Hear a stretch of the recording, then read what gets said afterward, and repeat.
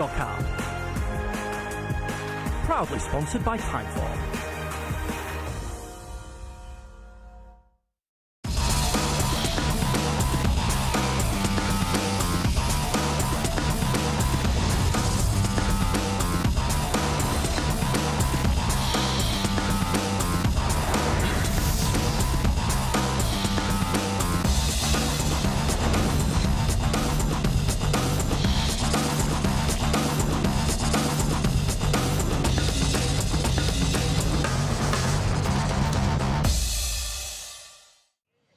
Good morning, everyone, and welcome to the Knavesmire for day 2 of the Sky Bet Ebor Festival. Yesterday saw a wonderful start to the meeting in glorious sunshine when the big race was run, the Juddmonte International, going the way of Item.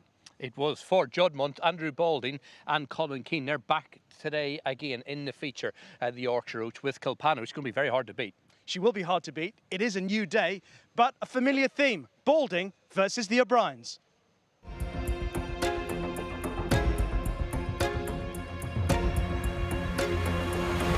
Kalpana not for catching, and she backs up in the British champions, fillies and mares. Johanna Walsh is the second leg of an Oaks double. It's Minnie Hauk who's in full control here, and she goes on to make it 4 Oaks.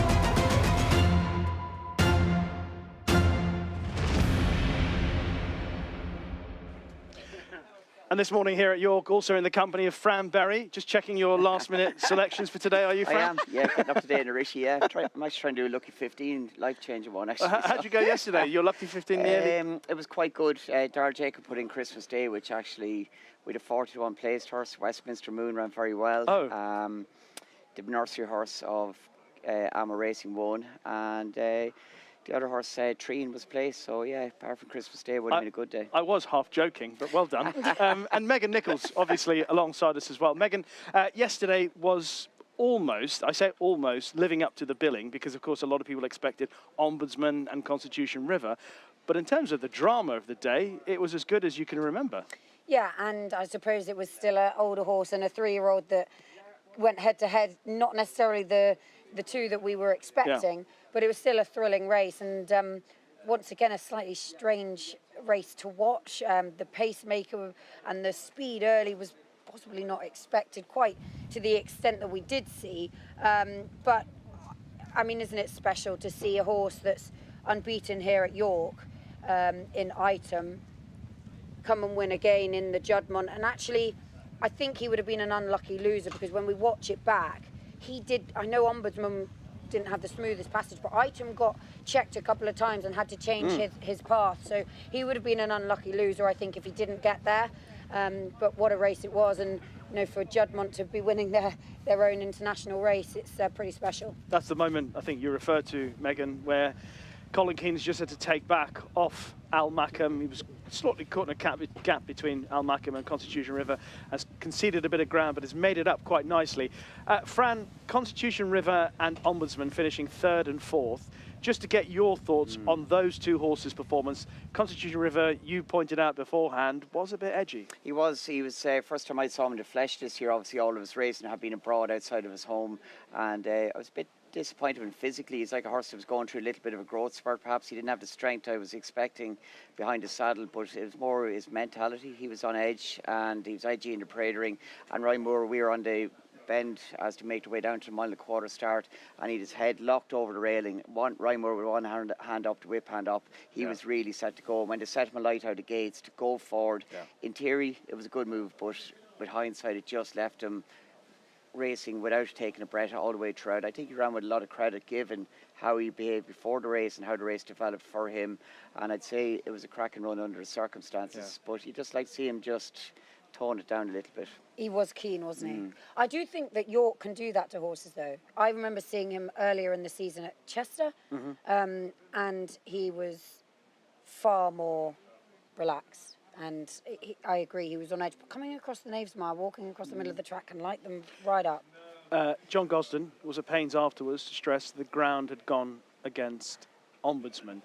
For both of you, was it just the ground? It wasn't smooth. The Ballydoyle team played their hand very, very well. We did outline pre-race, stall one, and given that the voltage of the previous race stuck to the far rail, they had a precedent. But if you're Aidan O'Brien, his 3 runners going out in the race, you're going to stick to that far rail. You're going to make life difficult for William Buick to get a run, and he was forced to commit twice in Ombudsman. He was, will I, won't I, then he'd get into the gap, set him alight, sit and try and go again. It wasn't entirely straightforward from, I don't know entirely was it the ground or the trip, but it was a disappointing run. Meg? I do think he needs the top of the ground. I really do. It was obviously well below his best, and there's plenty of reasons for it, but I do think the ground has to come into consideration, because that turn of foot that he has, when we see it and it's so explosive, it is on fast ground. Yeah. I'd love to see him over in America. I think he'd really suit going around the bend and that sprint down the outside of the field. Short straights really suit him, relatively short straights, 2.5 furlongs, switch out, bang, go, and getting a really solid gallop time out on a really sound surface, Breeders' Cup turf. Keep item in mind when we look at our next race, because I'll ask you a question off the back of looking at the Voltigeur about who you think, don't give me the answer now, but have it ruminating, who the best mile and a quarter, mile and a half, 3-year-old is now. That might change, obviously, if Johanna Walsh wins today. But let's talk about Maltese Cross and what he did in the Voltigeur. Meg, I thought is really impressive, mostly the way he travels into it as we pick him up here on the outside of the quartet in front. Yeah, I was surprised that he wasn't a very short price favourite. I thought what he did in France prior to this was pretty special, having been massively locked up. And it was nice to see him come here to York, have a really smooth run round, never in danger of getting boxed in, and he just went through the gears and through the motions just in a really smooth and easy manner. I think that he is a proper stayer. Item possibly has those gears. I know he was strong to the line, but in comparison, I think Maltese Cross grinds it out. He's sort of lengthens rather than necessarily quickens as he goes through his gears.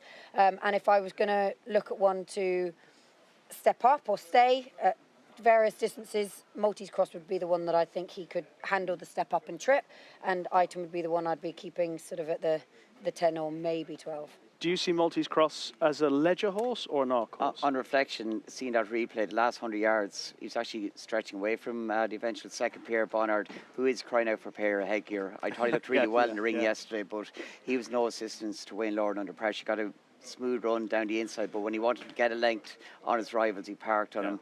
Put him with headgear at Doncaster, you might see a different horse, but Maltese Cross got a really good attitude, and the more he went through the race yesterday, the better he got. Only one classic left for him to run in. I think I'd go to ledger with him. I do. Who is the best middle distance 3-year-old? Benvenuto.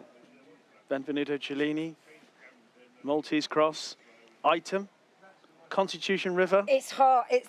We're actually spoilt this season because we have suddenly got a better bunch of 3-year-olds coming through, and we've maybe lacked a lot of them. There was only ever one standout for the last couple of seasons, so to have quite a big bunch. I wouldn't ride off Constitution River because I think lots went against him yesterday. I think he's a pretty special horse. Going up in distance for the ledger, I do like Maltese Cross. Problem with the Derby this year was such a blowout with the weather and the ground. We're only learning about these horses, and you see what Item could do when he got back on a sound surface. Constitution River the same. There's probably more scope, more improvement with him. Benvenuto, I just think to run against 3-year-olds last time, but if you get them all in the mix at a mile and a half, it would be highly interesting. I wouldn't have a strong opinion on it, but it's this time into the autumn who takes that little step forward, but Item is doing it in the right manner. Yeah. And of course, it does prove that Derby wasn't a bad race. It may have been run on bad ground, but it wasn't a bad race. Lots more to come on what we've got to look forward to today, day 2 of the Ebor Festival. But now we head to Niall Hannity once again. Thanks, Rishi. Joined by Daryl Jacob above the weighing room. Light shower, 2.8 mils to sort of 8:30, 20 to 9 this morning. Some dark clouds around. It'll be interesting to see these thunderstorms if they develop, if they're not. Hopefully, fingers crossed, the worst of it has passed through. Yeah, look, it's going to be an interesting day. Obviously, it is, it's dark in places, isn't it?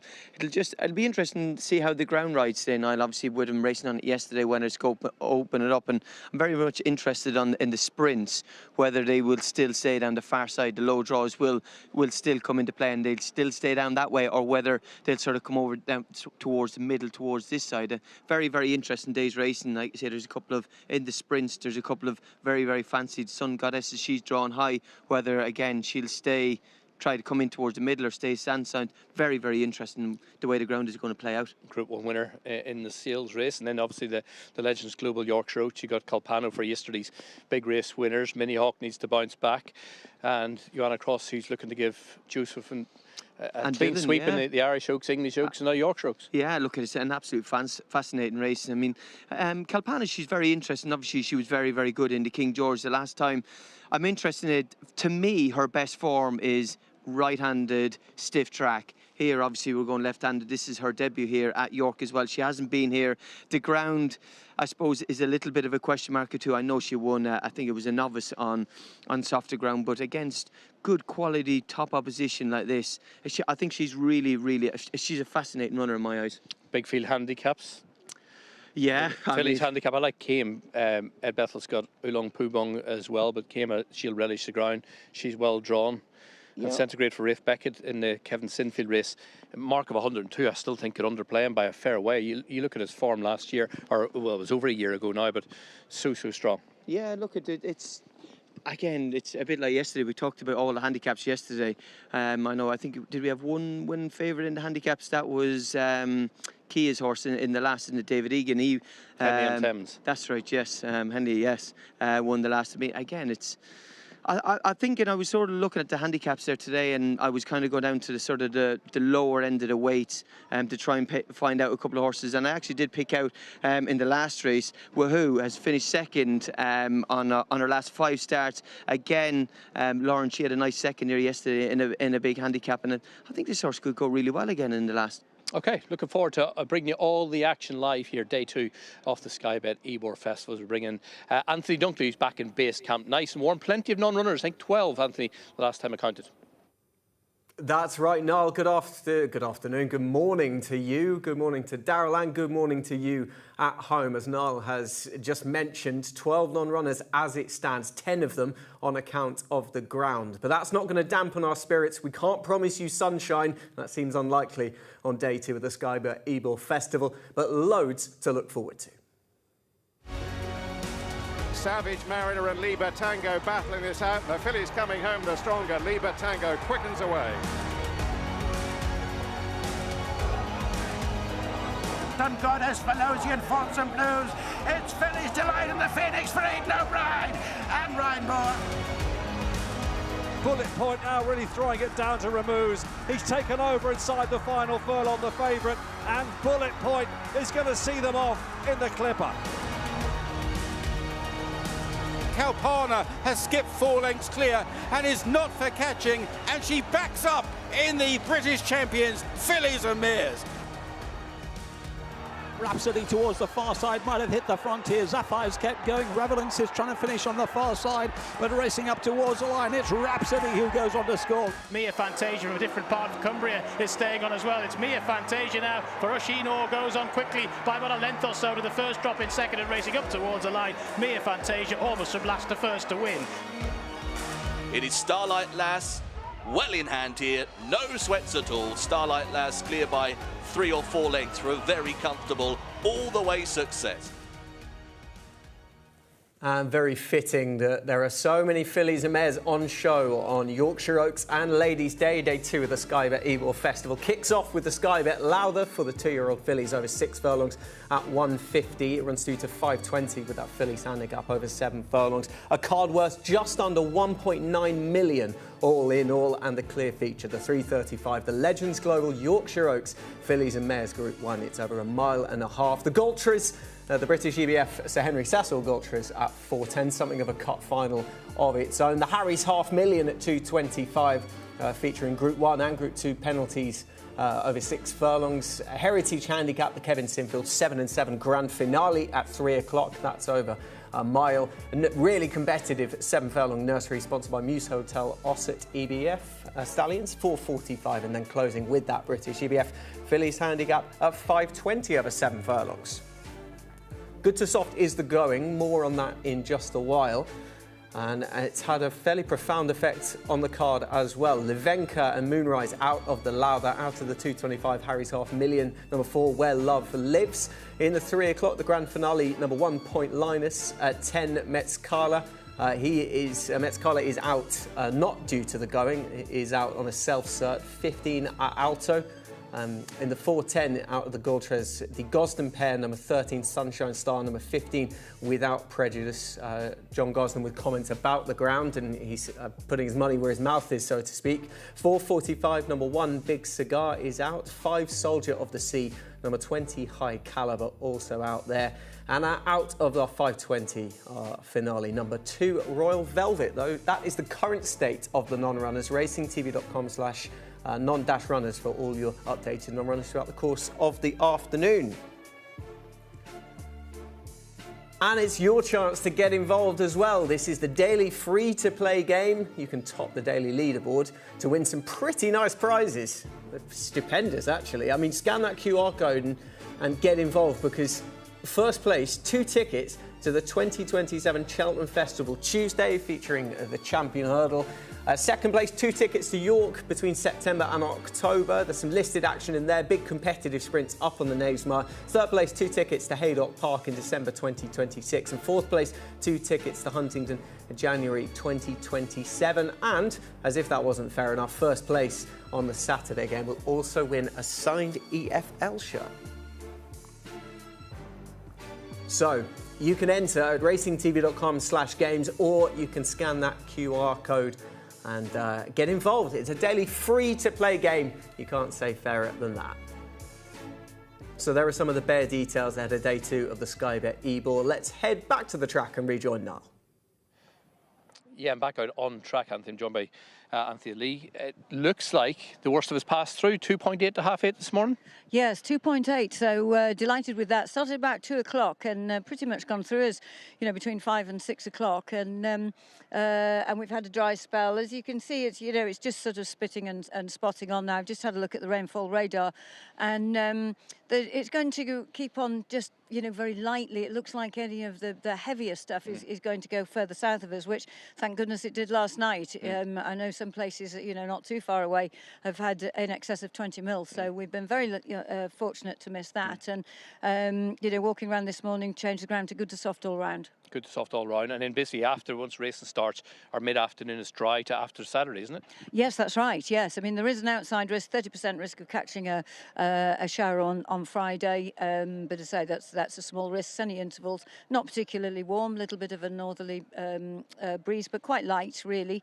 So nice conditions, lovely conditions for racing for through Friday and Saturday. We saw the decks for the Coolmore, Nunthorpe, and the rest of the card tomorrow. And this morning, the Sky Bet Ebor's card has been finalised. I think 120 decks. 120 decks on Saturday. So, we've had unbelievable numbers, and these horses are declaring on good to soft. So, they're going to know that there's ease in the ground at declaration. And, it's very exciting, as was yesterday.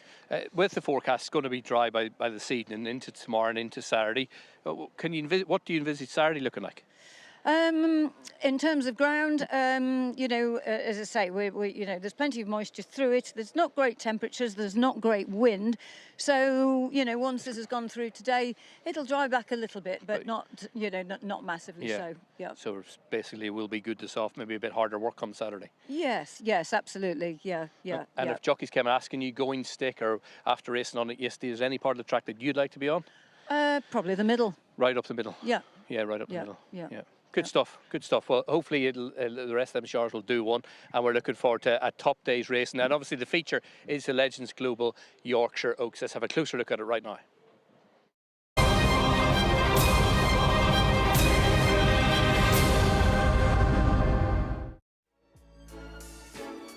Can Minnie Hauk become the first horse since Islington to go back-to-back in the Legends Global Yorkshire Oaks, and the first dual winner of this since Enable in 2017 and 2019? Well, the season hasn't gone to plan so far after making her successful seasonal debut. Has been beaten 3 times and may even be if you can say this, flying slightly under the radar for a filly of her ability. She's officially rated 1-2-1, which would give her a few pounds to find with Kalpana, who, just like Minnie Hauk, has had proven it up against her elders and also against the colts and geldings last time, backing up from the King George. Well, Minnie Hauk last year took the route into winning this by winning the Irish Oaks, and that has been a tried and tested route here. 7 of the last 10 years, at least 5 of them have gone via the Irish Oaks. 5 winners at least, 7 have gone and 2 have been beaten. 3-year-olds really holding a premium in the Legends Global Yorkshire Oaks. 8 of the last 10 years going to the classic generation in receipt of that £9 weight for age. Minnie Hauk last year, Aidan O'Brien, he's looking for a 10th win in this race, and Minnie Hauk bidding to do that, but not as favourite this time. 15-8 on last year, 4-1 second favourite this year. The King George hero Kalpana is back against her own sex, and she's 11-10 to make it count. Johanna Walsh, the winner of the Irish Oaks this year, represents the classic generation, flies their flag and is 4-1 joint second favourite. Legacy Link, another 3-year-old, 12-1 in there. Another 3-year-old Inishmore at 18-1. My Each Way Fancy Tatty Coram, flying the flag for some of the older horses, 20-1. Has been a drifter all morning. Earthshot 22-1. Sporon Nua 28-1. And Sugar Island, the 200-1 outsider. Rishi, sometimes this year it can be all about one horse. There's serious strength in depth to this year's renewal of the Legends Global Yorkshire Oaks. It is indeed, Anthony, with Kalpana, Minnie Hauk, and the very fast improving Johanna Walsh. It's hard to be adamant, even though Kalpana is the standout horse, Meg. She is a King George winner. You know, she's a multiple Group 1 winner. Performances at Ascot year upon year on Champions Day suggests that she will be very hard to beat today if she's at her absolute best. Do you agree with that? Yeah, for sure. And one thing we know is that any rain that has fallen is not going to go against her chances at all. She'll absolutely love the ground. This season, she's just been thriving. She's ultra consistent. Even when she's been a little bit frustrating, we felt like she hasn't quite gone through with it. She's run huge races in defeat, and I think plenty of people were probably a little bit harsh on her on occasion. You know, what does she really find when she comes off the bridle? But this year, she's proven, especially in that King George last time, that she has got it in her, and she can battle. And I think also, you know, Colin Keane's now developed a relationship with her, got to know her better. He knows when to press the button and ask her to quicken away, and she is absolutely there as the one to beat. We're seeing just what she's done in Group 1s over a long period of time, Fran. But in particular, the King George win, pre-race, everyone was talking about that as a King George for the ages. And she won it in dominant fashion against a horse who's, fair to say, has been the standard setter over a mile and a half in the world. There weren't really any excuses for him. No, and it was almost a carbon copy, if you like, the previous year's race and the way the race developed for her. But crucially, when she let down this year, she put clear and got that length on Calandagan and maintained it all the way to the line. She also had her ears pricked inside the last 50 yards. She was only going through the motions in effect once the race was over. I think that's been her undoing on occasions. When she ran to Hardwick as well, or the Hardwick at Royal Ascot, she came to win. She parked a bit, then got mugged late on, but she really let down into King George and extended inside the final furlong. I think she's got a great setup today because she'll just watch on for Colin Keane. She travelled strongly. There's likely to be an even gallop, and listening to Auntie Morsehead, to probably race down the middle of the track, so it's going to fan out. I'd imagine Colin would just bide his time and be the last to commit. Let's have a look at her winning the second of her Champions Day successes in the fillies and mares. Just to remind ourselves of just how brilliant she can be against her own sex. We've seen the fact that she's obviously won the King George, we know that. But she's pretty dominant in this division anyway, regardless of what she did in the King George. Do you think, though, that there's enough strength and depth for anyone to be worried about her chances today? The weight for age scale with improving 3-year-old fillies, we've seen that yesterday in Junmont, and today again you've got Johanna Walsh who's improving at a rate of knots, but they all got to get up even with that weight for age swing of £9 to this filly's level, this mare's level, and it's a very, very high standard, and it's arguably getting better as she's gone on. And crucially on this occasion, when she won Megan in Ascot, she was backing up 13 days on for running on heavy ground in the Arc, and still came out and produced her A-game here. Yeah, and I think one of her, best attributes is that she's so relaxed. she can be put anywhere in the race. She lobs away, she's never keen. It doesn't matter the pace of the race, slow, fast, she will just get into a nice rhythm. So from a jockey's point of view, she's the dream, really. Yeah. So from stall 6, Colin will have options. All he'll want is to get a nice toe into the final couple of furlongs, and then it's a case of when he asks her to go and hopefully put the race to bed. I've conceivably been saying all week that I thought she could have run in the Judvon International because she's got that sharp turn of foot, but nevertheless she's here and she's going to take... Would be excited to see her 10 furlongs again at some stage. She didn't be. get a run at it in the Tattersalls last year in Ireland, and yeah, it's, well, after she wins the Arc, she can go for the Champion Stakes. That's what I would do if she was mine. Let's talk about Johanna Walsh, who is improving. She, I thought, was brilliant in the Irish Oaks. The way she moved through the race, as well as the additional turn of foot she shows. Yeah, and Sugar Island went along at not the expected galloper, hoping to see here, or thought we'd see in the Oaks. It was quite a muddling race in some respects, even though all of the front protagonists came from the rear position. Sparrow knew it was slowly away down towards the inside. She put herself in a spot that wasn't smooth for her at all. Earthshot, keep an eye on her following the eventual winner. She too, inside of Amelia Earhart, didn't get much luck in running, but didn't have the horse either to get through the gaps when they did appear. And Johanna Walsh, after that run where Dylan in Royal Ascot in the Ribblesdale was forced to commit with the loose horse, he took the run, had to take it. He got first run on Earthshot, but just tied up inside the last 100 yards. Was there as a sitting duck somewhat, but on this day she was much better, much more mature for it, and the way she travelled into contention, and she's got 4 pacemakers effectively in front of her at this point, but it's the ease in which she goes through the race is quite impressive. She floated around this day, Meg. She did, and you can't knock the way she's done this. It was impressive. She's pulled clear of the field in the final furlong, and you know, she's won going away. My question would be, two. One is, look at her action. She's got a really smooth, fluent action. If the ground is on the slow side, will she really handle it? It's a bit of an unknown. She was third on it early on in the season, but that was reappearance for the year, and that was very early days. And the other question is, was that a race with a lot of depth? I think you could probably go through the form, and in comparison to the King George, when you're looking at that, fair point. It's a long way. The level is a long way below. So she's got to improve again. She could, but she has got to prove that she can step it up again. Okay, she's of course trained by someone who's having a stellar season, and that is Joseph O'Brien. We can hear from him now, chatting to Ollie Bell. One of your classic winners this year is Johanna Walsh, who was exceptional in the Irish Oaks. Really progressive profile to her. All being well, touch wood, she'll line up in the Yorkshire Oaks. How did she come out of Ireland? Yeah, she's pulled up really well, and she loves fast ground. She has good cruising speed. She stays well. So we think she has the right attributes for York. It obviously looks a very competitive race and taking on the older fillies for the first time, but she has at least earned her spot in a race like the Yorkshire Oaks.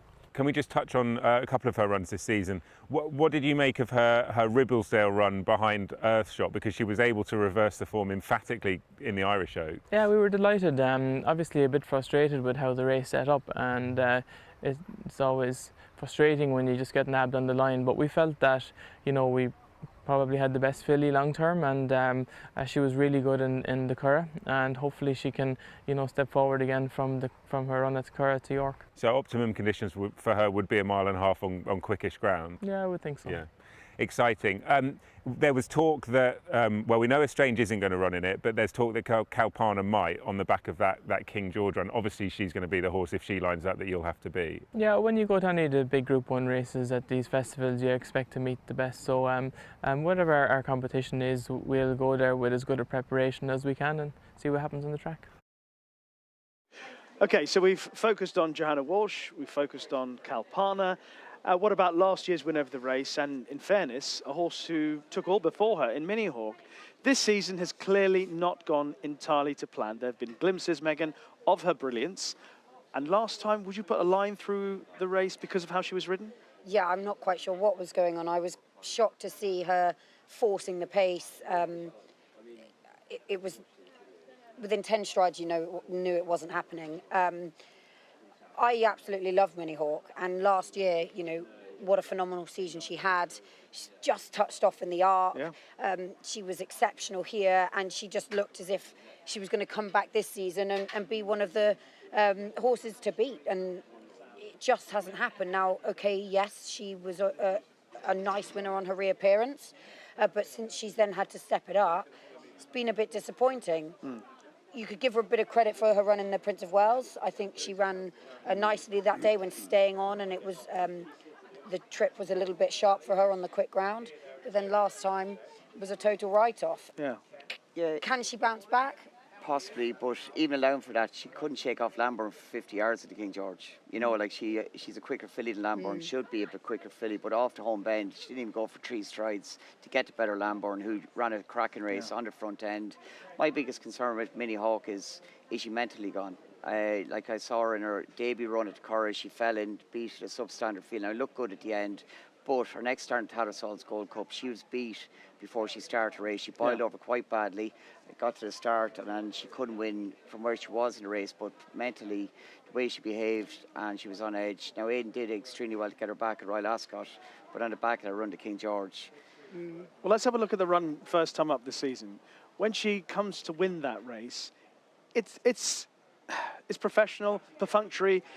There's nothing of the magic of her performances last season. It's a race she should have won. She probably doesn't quite win it in the manner that you'd want to see from her. Then, as you say, next time out in the Tattersalls Gold Cup, it's more disappointing than Aidan suggested afterwards, made a couple of excuses. And then she went to Ascot. She was good there behind Ombudsman, but the run after that, as Fran says, she really, yes, I accept what you say about the early part of the race. At no point in the race did she suggest that she's the same filly as the one that we've seen last year. No, but I want to see her ridden with a bit of cover, like we saw her previously. You know, she would be a filly that would just sit in behind the leaders, travel nicely, quicken up. She was really tough. She'd battle, and I think a couple of those things we just haven't seen from her. Now, on this occasion, she went through the motions. I don't think we can look into that race too much. It was her comeback run. She wanted to be winning that, really, and she did, and it was a case of going through the motions. She wasn't given a hard time, and she did what she had to do. But it's since then, she's been hard to figure out, and I really want to be on side with her because I thought she was so phenomenal last year, but But I guess the thing for a horse like this isn't the fact that the horse itself is not showing the best form. It's, do you believe one of the greatest trainers that's ever walked the face of the earth, that she's still the same filly and that she can turn it on today? There's two ways of looking at it. For me, going to Delmar after running so well at the Arc, maybe left a mark on her, but today she's getting the rain. She's going to enjoy maybe being ridden, like Megan said, build into the race, track like she did in the Arc last year, and she even got to the front maybe a shade too soon, the Arc, as things panned out. I'd love to see her in the parade ring, in the preliminaries, Rishi, that long walk across, see her in the pre-parade ring. We'll have a team there today. And if she's nice and relaxed and quiet, and there's only one handler with her, because on occasions she had 2 handlers when she's almost boiled over. If she's the opposite of that, nice and relaxed, gets here in one piece, mentally good, she can run a big race. All right, here's the question for you. Minnie Hauk versus Kalpana, both horses their absolute best. if they're at their very best, then on what we know and all known evidence, it has to be Minnie Hauk.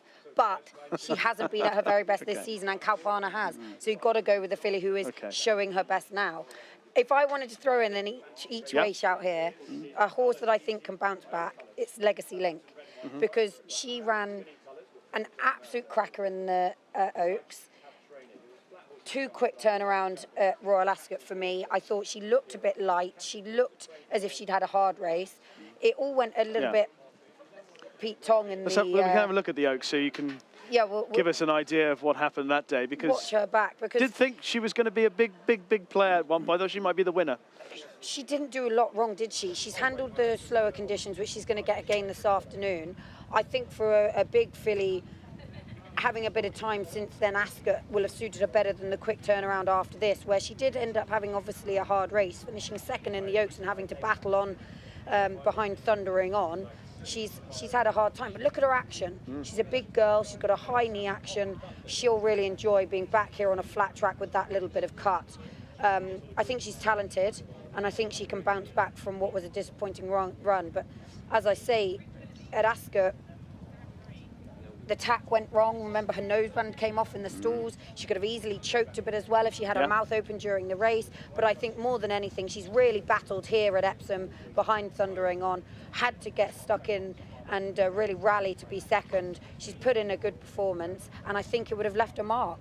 Royal Ascot came too soon. She's been freshened up, and I think she's the one that can bounce back. You agree, Fran?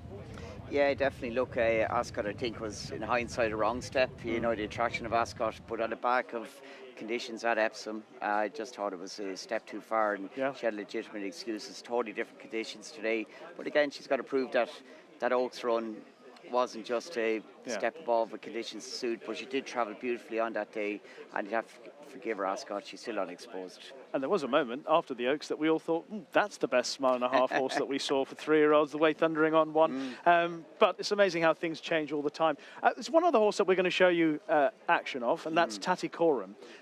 One of the reasons for that is not only is she improving, but also the form of the race got a bit of a boost when the horse in the lead at the moment, that's Tiffany, came out and won a decent enough Group 1. Not a King George Group 1, but a decent enough Group 1 in Germany. And crucially, the third as well caught you sleeping, ran very well at Cork in a Group 3 afterwards. She picked up the pieces. Noel Meade's runner late on to get her, but the manner in which this winner, Tatikorum, went through the race, having been slightly outpaced at this stage, but she really extended against the hill, and as further she went, the stronger she got. I was very impressed by this. Not even allowing for the form, which has worked out extremely well since then, but the manner in which she went through it and the way she finds her pressure. Eddie Greatrex retains for riding her here today, and I'd say she's a total unknown quantity. She's a drifter in the market today. But Meg, do you see the merit behind her chances just based on what you're looking at the moment? Yeah, well, she's improving quickly. You know, she's gone back up through the ranks from handicaps up through to listed Group 2, and now she's stepping up to the top level. And you know, she deserves to be lining up and take her chance. Actually, if you go back through her form, even last year, she was running into the places behind some good horses. So she has now stepped it up.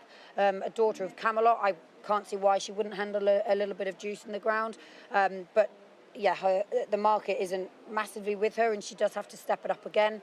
I think on this occasion, I'm going to be siding with horses that are proven. Okay. And as I say, my each way sort of shout is a horse that's proven she's good enough for the level, does need to step it up again and bounce back, but I think Legacy Link is the overpriced runner. Okay. Kalpana to win. Yeah. Legacy Link each way. Yeah. Fran? Kalpana to win. I just think this is a perfect step along the way to the arc. I think Connections want to keep her busy with a nice space run into that contest, and I think she sets a huge standard. Minnie Hauk, you could argue she's a great price and more chance, but just watch her in the preliminaries. If she's nice and relaxed, doing everything right going to start, then you're a runner. Okay. Well, all reason says that Kalpana should win the race today, but we saw yesterday that reason went out the window. Rish, I think you've summed that up perfectly. They're dangling a carrot here, 11-10, about the King George winner, Kalpana, but it was a big effort.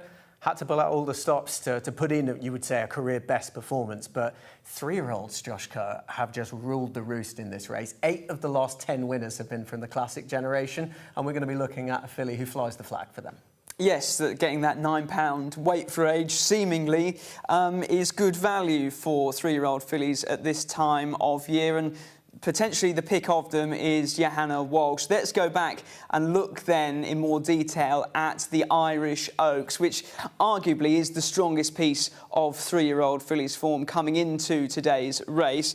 Johanna Walsh is going to break from stall number 7, Inishmore from 4, and Sparranua from 3. And here's where they're going to sit in that early part of the race. Johanna Walsh is going to be near what is a strong enough pace, will be delivered evenly. Those in front are going to get a bit of ground as they're sent on. There's 3 pacemakers this day to try and set a good gallop for Amelia Earhart, who proved maybe just not to be up to the grade of Group 1 level so far. The likes of Sparranua and Inishmore are going to come from further back and potentially will feature in this race, but I don't think anyone was catching Johanna Walsh this day. This is a sterner test than you sometimes get over a mile and a half, and Johanna Walsh has passed this with flying colours.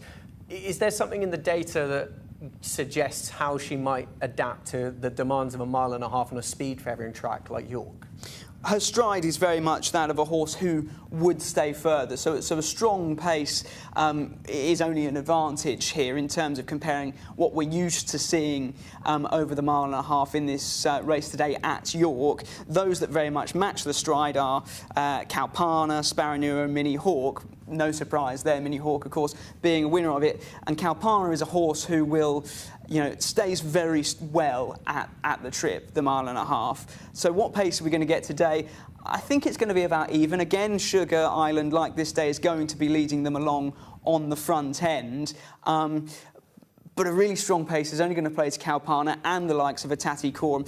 Here they are then coming into the last half mile of the race, and Johanna Walsh again has followed this strongly run pace and will be just delivered evenly, really, but is going to stay on very strongly at the line. We'll look at some of the sectionals in a moment. Dylan Brown McMonagle having a quite cheeky look over his shoulder. He feels he has those behind him covered at this point. Two of them are reopposing. A big outsider in here, Sporon Nua, and Inishmore as well. Fascinating about Inishmore and the step up and trip and how she's adapted to it. Yeah, for sure. Johanna Walsh travelling all over them at this stage, quickens from an 11.86, slow furlong to an 11.36 par furlong, and will be one of 3 horses to hit the line with a fast furlong versus par, that 11.91. The other 2, Inishmore, who has relaxed, surprisingly. Her stride frequency doesn't tend to change with horses, but has slowed down. Now she's gone up in trip, which is very rare. And the other there, Sparrow, who I think could be worth an outside play. Again, a horse who stride suggests will be very well adapted and suited to this kind of trip, and was, again, hitting the line very strongly, staying on, but wasn't going to beat Johanna Walsh that day, and clearly is the pick of the 3-year-olds. Kalpana, coming off that career best effort, will she be at her very best today?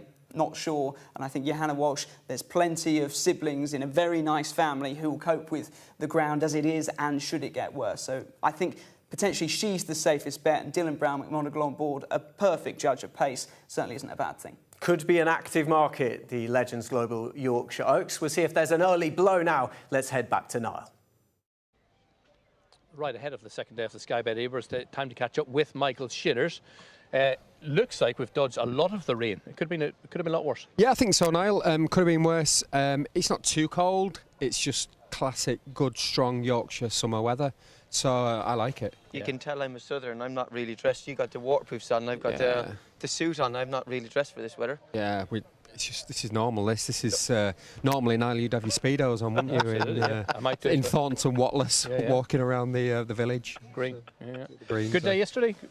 Were your work hat on? I'd say yes. Yeah, it was. I mean, we had a couple of fancied horses. Hafner was well supported. Henley on Thames was well supported later on. Maltese Cross wasn't without its supporters, of course, but the Juddmonte International was the big one. That was a big race. That was a big turnover race. Obviously we knew we were going to get one of the big 2 beaten, but to get them both beaten was really good. So yeah, I mean, Ombudsman was very, very popular, as you would imagine. So yeah, getting those 2 beaten, I think it was, it's a bit of a cliche, so kind of 1-0 to the bookmakers after day 1, I'd say. Okay, big chances to get it back today. Big fields. Big fields, but some obvious. There's a couple of real obvious ones. Sun Goddess at 5 to 6. Talking to a couple of people, some say it's an absolute gift. Oh, it's a Group 1 winner running in the Seals, right? Exactly, yeah. So yeah, 5 to, she's obviously very, very, Sun Goddess are very, very popular. But, there's plenty of other horses that you can make claims for. Centigrade in the Sir Kevin Sinfield 7-in-7 Grand Finale has been incredibly well backed. Well, you see his form. John called it his novice form. Yeah. He's gone on the ground. He's nicely drawn, bolted up at Subtle to qualify him for this. I think 102 could underplay him. I think he deserves to be the price he is. Yeah. I mean, he was flagged. He was flagged as a Derby horse at one stage in his career. He's 7 to 4 now, which feels. I mean, it's fairly tight in the betting, but we had a similar scenario last year. I think was it Bullet Point that won it, and he went off short and won the race as well. So it's no surprise that he's been well backed. A few that we have seen money for at big prices. The best is yet to come. for the Keighley team, soft ground form. So that's been back 10 from 33. A la Prochaine in the 410 in the Gold Trust, where we're paying 4 places. That's been well back 5-2 from 92. Got good form on soft ground, didn't she, last time as well? So you can see why a lot of horses are coming in, especially horses the lower end of the handicap. They're starting to come into play. They've got a little bit of form on soft ground. Yeah, exactly. I mean, you've been at. What's it like? I mean, walk it does walk obviously easier than yesterday. Good and soft, I think, is about right. But that's like. Yeah, it is what it is, isn't it? Yeah. And then My Alibaba in the 445, 20-1 from 50-1. I wanted to say Baba rather than Baba because I just thought it sounded better. And then came in the 520, that's 7 from 14. That was your fancy there, wasn't it? No, you mentioned that earlier on. Big chance. Ed Bethel obviously flying along. He's got Oolong Poombong in the race as well, but I think she'll like it. Danny's doing near his minimum weight in her, so I think she's a massive runner in that. Your extra players placing a Lowther, I'm guessing? Yeah, we're extra places pretty much throughout the day, other than the Yorkshire Oaks. So we're 4 places in the Lowther, 5 in the Harry's Half Million race, we're 5 in the Sir Kevin Sinfield race, 4 in the Gold Trust, 6 in the Nursery, and 6 in that race in the last race. Yeah, so plenty to look forward to. And the draw is going to take place by 11:30, so we'll maybe catch up after the Ebor. We've seen the decks at 10 o'clock, but we'll see the draw and catch a word with that. Yeah, full field of 22, which is brilliant. Looks like there's 14 in the Sky Bet City of York as well, so that's exciting. So good, strong fields for what should be a brilliant Sky Bet Ebor day on Saturday. Noble Speech, Lake Forest all stood the ground? I presume so. I presume so. I'll be honest with you. I was just checking the Sky Bet Ebor just to make sure it filled. You need to keep an eye on. Sorry, I will do. 120 horses declared Saturday. Was there really? Yes. Yeah. I think declarations are up 20% here this week so far, which is brilliant and testament to the great prize money that they put on. Okay, good stuff from Michael Shinnish. We'll hear more from him in due course after the Sky Bet draw has taken place.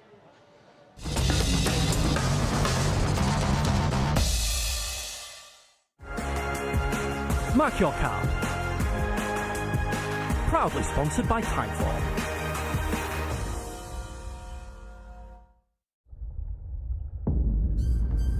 Who is the greatest, you ask? I am bigger, stronger, faster. Sprinting 100 meters in 5 seconds with one of you on my back. GOAT is a horse. Witness true greatness at the Sky Bet Ebor Festival with Sky Bet. Mark your card. Proudly sponsored by Timeform.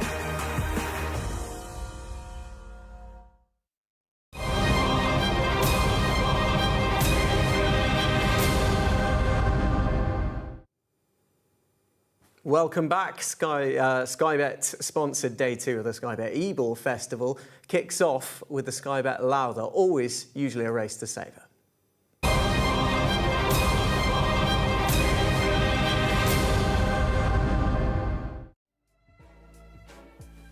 Almost something of a championship in its own right. Only one of the last 10 winners have gone on to score at Group 1 level as a 2-year-old. That was Fairyland back in 2018, taking this under Ryan Moore as a 6-4 favourite for Aidan O'Brien. The only time Aidan features in this list. Ed Walker has won the last 2 renewals. Royal Fixation, who've been beaten in the Duchess of Cambridge. Celandine in 2024. Relief Rally, who've taken the Super Sprint en route to this. Some more than handy fillies in the likes of Zane Claudette. Miss Amulet, who placed at Group 1 level twice as a 2-year-old for Ken Condon, ridden to victory in 2020, the pandemic year, by James Doyle. And Queen Kindly, who got Frankel off the mark at the Sky Bet Ebor Festival, beating Sire Mate, if you will, Fair Eva. That was a shock, with the latter being 11-4 on. But as we said, Royal Fixation was second in the Duchess of Cambridge en route to taking this last year, and Libertango is bidding to do exactly that. 3-1 second favourite. The ultra impressive Star of State is the 2-1 favourite at the top of the market. Wild Blossom, the Alice Keppel winner, 4-1. Miss Cody and Shimmering Sun heading up the remainder at 12-1. Ruby Moon 14s. Crownbreaker 20-1. Amma Racing on the board yesterday. David Egan in the plate, and 22-1 bar those. Well, Libertango is ridden by Billy Loughnane, and What a season it's been. 102 winners for the Jockeys Championship so far from 500 rides at a 20.4% strike rate. He's well on the way to notching 4 million in prize money for the season. And Libertango has already given him it was one of 3 winners, wasn't it, at Royal Ascot for him. There he is celebrating. It was on the Friday in that Albany Stakes. Bo Echo earlier in the week, King of Cloghan in the Windsor Castle as well. And the relationship he's built up with trainer George Bowie, nothing short of sensational as well. Let's hear about this filly with the trainer.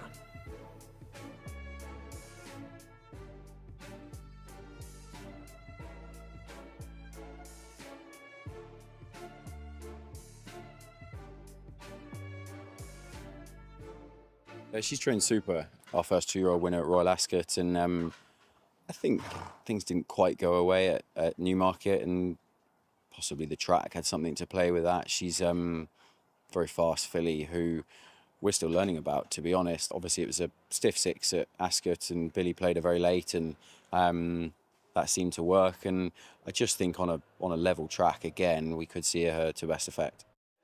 Lots of interest in today's Lowther Stakes. I know there are 1 or 2 non-runners, but there are a couple of fillies in here who it's possible we might see competing and winning Group 1s at the end of the season. Libertango is the one that is, in a lot of people's mind, the standard setter in the race, judged mostly, I think, by what she did at Ascot and then what she did at Newmarket. Meg, what did you think of the Newmarket run? Did you think in any way, were you slightly disappointed she didn't follow up what she did at Ascot? I thought it was a strange race. You'll be able to see here that a lot of them were very keen in behind. There was quite a lot of bumping and horses getting unsettled, and she ran a little bit keen and a little bit in snatches. Coming into the sort of final couple of furlongs, the race looked as if it was going to develop maybe in the middle, then horses were drifting everywhere. It was just messy. I didn't see there was loads of obvious excuses. I think if she had the gears required, then she was only a length behind the winner sort of throughout, then she could have possibly got there. But it was just at this stage, as I say, when the race sort of really started to develop, the field sort of fanned out quite wide across the track. And I didn't really know where the challenges were going to come from. For lightly raced, inexperienced 2-year-olds like this, they nearly want someone to run with. She did have the running rail, so I do think that was there to help her. I just think she was beaten probably by a better horse on the day. Form is good. The winner, of course, ran very well behind Victorious and the Queen Mary, and the third, who was finishing off strongly, Always an Angel, was very impressive, winning at Cork on Friday night. So it's a strong line of form, but you see the action on that filly. Fast ground? She's so fluent on a fast surface. It's going to be a totally different scenario for me today, and I can see why she's weaker in the market this morning than she was at declaration time. She's got a really good way of going, but there's no knee bend there whatsoever. She really grabs the ground. She's like a daisy cutter in some respects. She reaches, and in comparison to some of her rivals in that video Newmarket, I'd have big concerns for her not being as effective here today. That's a fair call. I think the Newmarket run, had it been a properly run race, as, say, the Ascot race was, you'd see an even better filly, I think, in a truly run race. She's a class act. But there's no doubt that there's a filly of enormous potential who is now favourite. For Ruby Moon in that race. Oh, yes. She emerged with a lot of credit, I think, in the way it panned out. Different setup today. She has a little bit of knee action. I think a stronger gallop will bring out the best. And whether she's quite up to that level, but I can see her getting in the mix at some point in the race. OK, no Levenka in the race today. When Levenka won a couple of starts ago, the horse who was thundering home in second on her debut was Star of State. And Star of State then went in and bolted up on her second start, albeit there were newcomers in behind, so you can't get too carried away about it. But she has got some potential, hasn't she? Yes, she really has. And obviously upped in grade now this afternoon.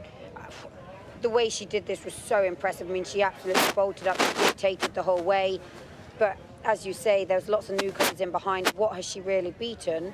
Who knows? But the way that she travelled, the way she quickened clear was so impressive.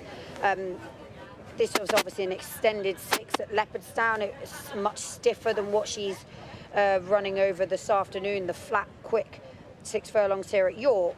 But that burst of speed, she's not going to have a problem with it, is she? She's been well supported throughout the afternoon. or the morning, I should say, and the way that she just put those lengths between her rivals was very taking. I think she warrants a lot of respect. She looks to be, you might well have seen her in the flesh, but she looks to be a big filly with a bit of size and scope about her. She's interesting for sure. There's also a case, if she got out sooner on her debut, she might well have bustled up Levenka more than she eventually did. Yeah, Fairhouse experience counts. Levenka made full use of her experience on the draw on that day, but as you said, when the penny dropped and when she got racing room, it was a fairly electric turn of foot, and we've seen that at Leopardstown on her next start. Much more simpler ride, if you like. Had the benefit of that debut run and blitzed the field in impressive fashion, and she's doing things that by her side that she shouldn't really be doing at this stage of the year. State arrest, he got better with racing indeed. Yeah. It was the Saratoga Derby that he came of age before going on to do what he did in Australia. But her dam, if people are watching the ground for her, dam won a Group 2 or Lister race on heavy ground. She was very versatile, and for all that she's a fluent mover, there's every chance she should handle conditions here today. It's interesting as well, isn't it? That hello. It's interesting as well, I thought, that she was supplemented because she has quite a lot of interesting and flashy entries at the likes of the Cheveley Park, the Fillies Mile later in the year, but she didn't have the initial Lowther entry, so they've supplemented her for the 20,000. They haven't done that just to line up there and add to the numbers. They're here to be competitive, and the market's with her. She's obviously showing the right signs. And the strength and depth of Joseph O'Brien's two-year-olds, all his team in general, but he's got a really nice bunch of two-year-olds, and I'd say she's right up there, and they've got a line with the form of Libertango with Always an Angel. I'd love to find out from Dylan Brown McMonigal or Joseph, how do they compare? That would be the key to the swing to the race. That's a task for you to have at hand today. I'll be on the plane at that stage. Make a couple of calls before you go. There's one other filly we're going to have a look at. She was very impressive on her debut. Things didn't pan out, obviously, on her second start, but she came back to form, and that's Wild Blossom on her third run. What sort of chance do you give her here off the back of this run at Goodwood? Well, she's up in distance this afternoon for the first time. All her starts to date have been over the 5, but on what we saw, don't get me wrong, the 5 furlongs at Goodwood is sharp, and she was doing good work late on to suggest that she's ready to step up to the 6 furlongs now. Look, this was a nice performance. She travels well. Everything was just smooth and straightforward. She was expected to win on this occasion, and she did so nicely. So back up in grade this afternoon. As you say, when she ran in the Queen Mary at Royal Ascot, she was on the wrong side, and it was never really happening. But I think the distance is key, stepping up and the changing ground. Will it get the better of her as a combination? Fran, any chances against very top impressive 2? On debut. Carlisle against the hill. To be fair to her, what she beat was weak, substandard opposition compared to what she takes on today. But if she drops her head and settles, that turn of foot could be very potent here today. But I'd have concern about that. The faster they were going in Goodwood, the better she was.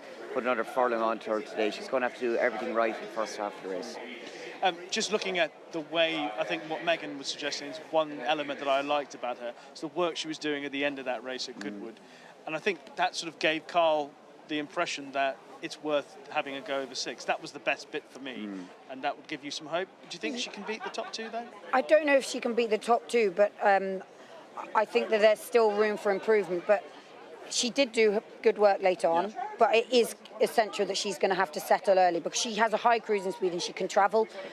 So she's going to have to just relax in order to be able to finish as well this afternoon. But she's got that really fluent, quick action on her, and whether she's going to handle the ground in conjunction with the step up and 6 might catch her out. Who's your winner? I really love Libertango, but watching her back and watching the comparison of Star of State, the size and scope with her with the ground softening, I think I'm just switching. Star of State. Star of State.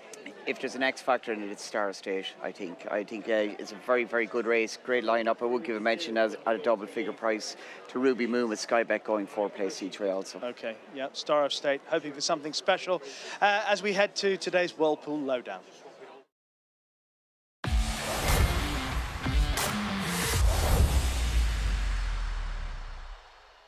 Welcome to the Whirlpool Lowdown. The Sky Bet City of York is in its second year run as a Group 1, and last year it really delivered. Well, we've got a fantastic field of 14 lining up as well. Lake Forest ridden by Kieran Fallon, the Lennox winner, and down the field in the Sussex Stakes. Marvelman could be anything in that category still. Native Warrior ridden by Clifford Lee. William Buick back aboard Notable Speech.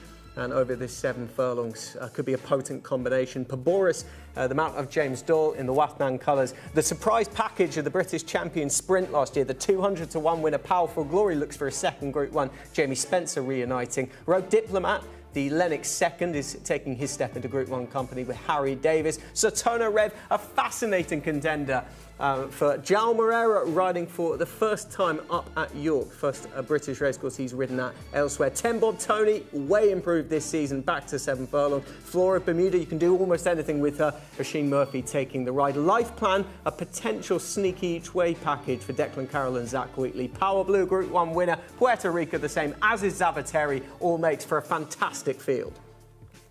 And 22 have declared for the Sky Bet Ebor as well. Opportunity right at the top. The likes of an epic poet. Tarriant, the Melrose winner, bound to be popular for Colin Keane. Mr. Hollywood, 1 of 2 for Willie Mullins. Safi Osborne riding for that trainer for just the 3rd time in her career. The likes of Daiquiri Bay in the winners recently in big races.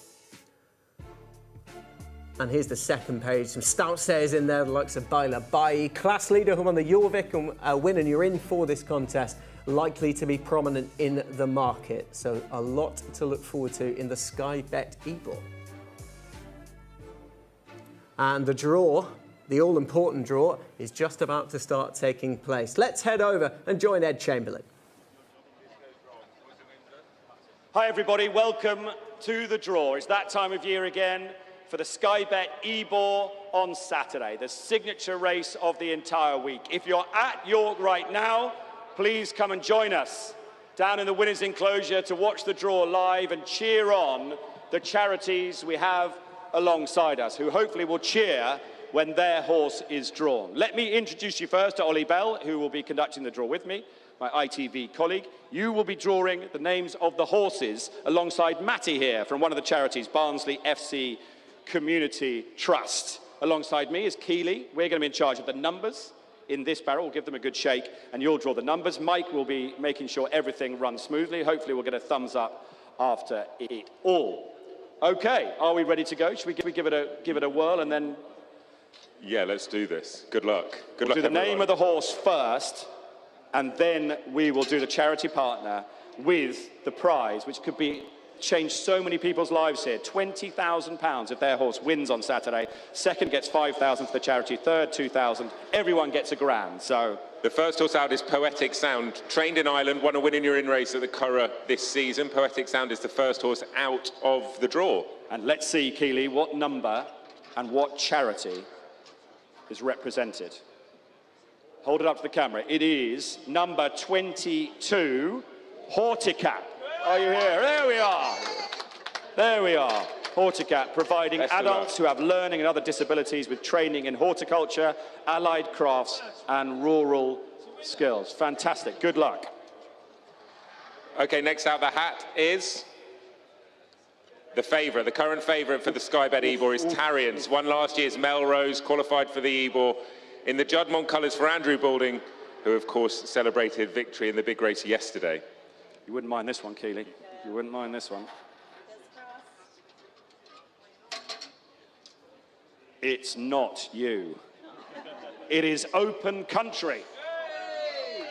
Over on the right there, Open Country, helping disabled people access and enjoy nature and the outdoors for over 35 years. 1, well done with that, and 2, good luck on Saturday. Okay, next out the hat is Enemy, trained by Ian Williams. Enemy, the next out the hat. Here we go, Keeley.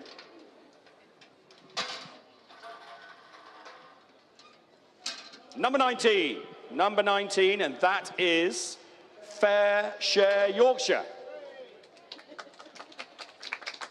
Fair Share Yorkshire. Good luck to you guys, rescuing 2,300 tonnes of surplus food each year, redistributing to 360 charities and community groups. That's the magic of this. The local charities doing amazing things on Absolutely, it. here they all are around us here. This man's cheering for everyone that comes out of the hat. He's That's what we want. Man of the match. That's what we want. A very smart Cheltenham-esque jacket on a cold day. Very smart. Okay, next up, Paddy the Squire, trained by Ian Jardine. Got a good chance this, actually. Been trained for the race. Paddy the Squire next out the hat. And will come out of stall number 1414 and represent the charity Endo Buddies. Supporting those affected by endometriosis, providing peer support, well-being programs, educational workshops, and practical resources. I imagine 20 grand would make a huge difference, right? Massive difference, they say. That just sums up what this is all about. Okay, next up, George Bowie having a great season. Hopewell Rock, winner at Goodwood, lines up in the Sky Bet Ebor and has a big chance. Big chance. If you fancy Tarriance as well, form's tied in. Number 3, the Kirklees Theatre Trust. You've got a big chance, guys, a big chance. You, I'm told, welcome 75,000 audience members and 6,500 creative participants annually, dedicated to homegrown talent and bringing world-class shows to Huddersfield. 20 grand would help that, I imagine, massively as well. Now, this horse is a big chance. We went to Ireland recently. Love Me Tender, the horse in question. Willie Mullins gave this a right chance. Got in, right at the bottom. Love Me Tender will be ridden by William Buick. It might be you, Keeley. It's not you. 15. Kingfisher Cafe clearly knew they were 15, supporting homeless and vulnerable people, providing a warm, safe space, nutritious meals, companionship and advice. Fabulous. Well done. Okay, next up, Stress Free, which is what this draw is proving to be at the moment. Don't say that now. Don't say that now. Stress Free next out. Memories of the Scottish Cup draw from years ago. Number 5, Smiles for Miles. My goodness, you'll be smiling if you win the Ebor with that horse, supporting families struggling with the cost of living by providing essential items such as sleepwear, school uniforms, underwear and shoes. Good luck, really good luck. Now, this horse is a big price, but a big player. Ascending ran so well in the race 12 months ago. Ascending is next out of the draw for Henry de Bromhead, another one trained in Ireland. On the same mark as last year as well. Very interesting, Big yeah. Player, and look who's got it.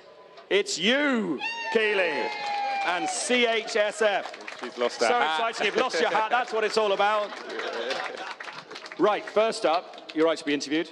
Tell us what the charity does. Also, Children's Heart Surgery Fund, we support the families throughout Yorkshire who are affected with congenital heart disease. So we support the families and we support the congenital heart unit at the LGI in Leeds. So, with what York do here and Sky Bet do, with 20 grand up for grabs, how big a difference was 20 grand if Ascending wins the Ebor on Saturday? It's a huge difference. It means that we can support those families from diagnosis right through to heart surgery and beyond.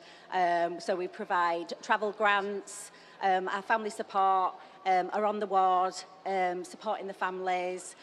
We offer accommodation so they can stay close to the families and vital equipment for the award. Sue, as well. So. Fabulous. Huge difference. Wow, you're going to be nervous on Saturday. Come on, Ascending. Come on, Henry. Okay, next up, Further. In there for Andrew Balding. Asheen Murphy, I think, on board Further. One at a bigger price, but not out of it. Hats back on. Ready to roll. Number 16, is that? 16? 16 it is. Street Angels York, another local charity. And volunteers dedicated to making York city centre safer during the evenings. Okay, this is a big player. Towards the top of the market, Daiquiri Bay in there for Alan King. Daiquiri Bay next out the hat. Ooh, number 1. Number 1, is that where you want to be? That's where that gentleman would like to be. He's happy. It's the Help for Homeless Veterans, supporting homeless and vulnerable ex-service personnel across South Yorkshire. And they've helped more than 1,000 or 1,100 veterans since 2010. Well done. Good luck. Good luck. Amma Racing have Square Necker in the race, one at a bigger price. We'll get an update on prices with Michael at the end of the draw, but Square Necker one at a bigger price in the Ebor. 23. 23. So I can't remember what we do with that, James. Do we wait and see what happens? We'll update on that if there's any non-runners. The deadline for... No cheers. Rightly so. Do not cheer 23 at this stage. Are we happy, Mike? That's excellent. On we go. Epic Poet is next out. Epic Poet.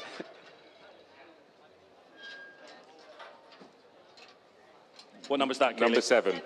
We can cheer Oscars. everyone. Oscars. Oscars. Thank you. Ongoing support, care, awareness and research supporting families affected by paediatric brain tumours in North Yorkshire. Wow, remember, we keep talking about 20 grand, second 5 grand for the charity, third 2 grand, everyone gets £1,000. The horse is named after a Chamberlain. Mr. Hollywood is next out of the hat. Mr. Hollywood there for Willie Mullins. I'm sure I could have been called that on social media after my appearance outside number 10 yesterday, but there we go. Number 20. Number 20, Cara Women's Project. Are you here? Yes, you are. Fantastic. Am I right to say supporting women who are experiencing any form of poor mental well-being, trauma or poverty? And 20 grand would be huge, yes? She says it would be immense and make a huge difference for the charity. Emmett is the next one out Player, of the hat. player. For Joseph O'Brien, who had a winner yesterday. Big chance Matthew, today you in the wouldn't mind Yorkshire this? Oaks. It's not you. Health Stars.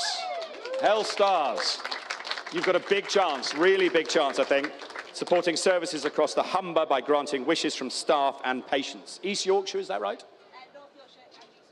North Yorkshire and East Yorkshire. Brilliant. Well done with what you do. Opportunity, another in there for Wathenen Racing. Opportunity next out. And this is number 6, draw number 6, Equine Pathways. This is to do with horses, this one, transformative equine therapy sessions for those navigating life-changing and challenging circumstances. Where are you guys? The power of the thoroughbred, hey? Aren't horses just amazing? Good luck, really good luck. Okay, I know you like this one. There's the winner. There's the winner. Bay. Here's the winner. Ian Williams. This is the one I would want. Drum roll. 21. Lucky 21. Brainkind. You're on the winner. Brainkind, our neighbours, a specialist centre supporting those living and acquired brain injuries and neurological conditions. And we've seen plenty of horses win the Ebor from a high number. Muntaha, Trawlerman was drawn wide. It can happen. Real Dream next out of the hat. Real Dream. Good draw.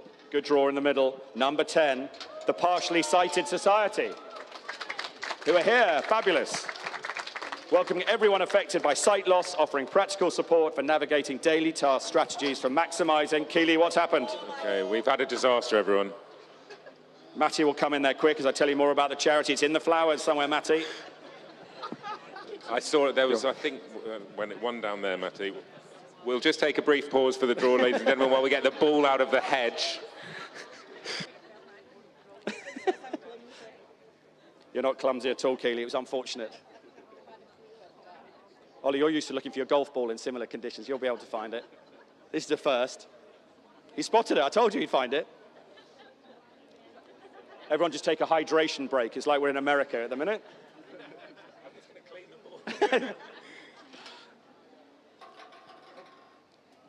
Right. Just pretend it didn't happen, everyone. Yeah. Carry on.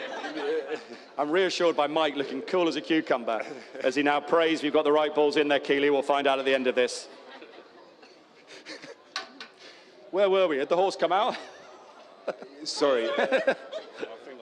Have we done the horse? We were waiting for the number? Do we need a horse, Mike? We do. Perfect. Right. Well, you can have a horse, Mike. It's Class Leader next out. Class Leader. Big player, big player for William Thank Haggis. you, Mike. We'll love this rain. On we go. Don't make me laugh, Keely. 13, worthwhile occupations and recreational crafts. Where are you? Class Leader. You've got a really good horse. Really good horse. Supporting adults with learning disabilities and autism to develop confidence, independence, and real life skills. Class Leader. Spinning Wheel next out. Spinning Wheel. 24. So we'll wait on that one. If reserves are needed, we'll get back to you on that.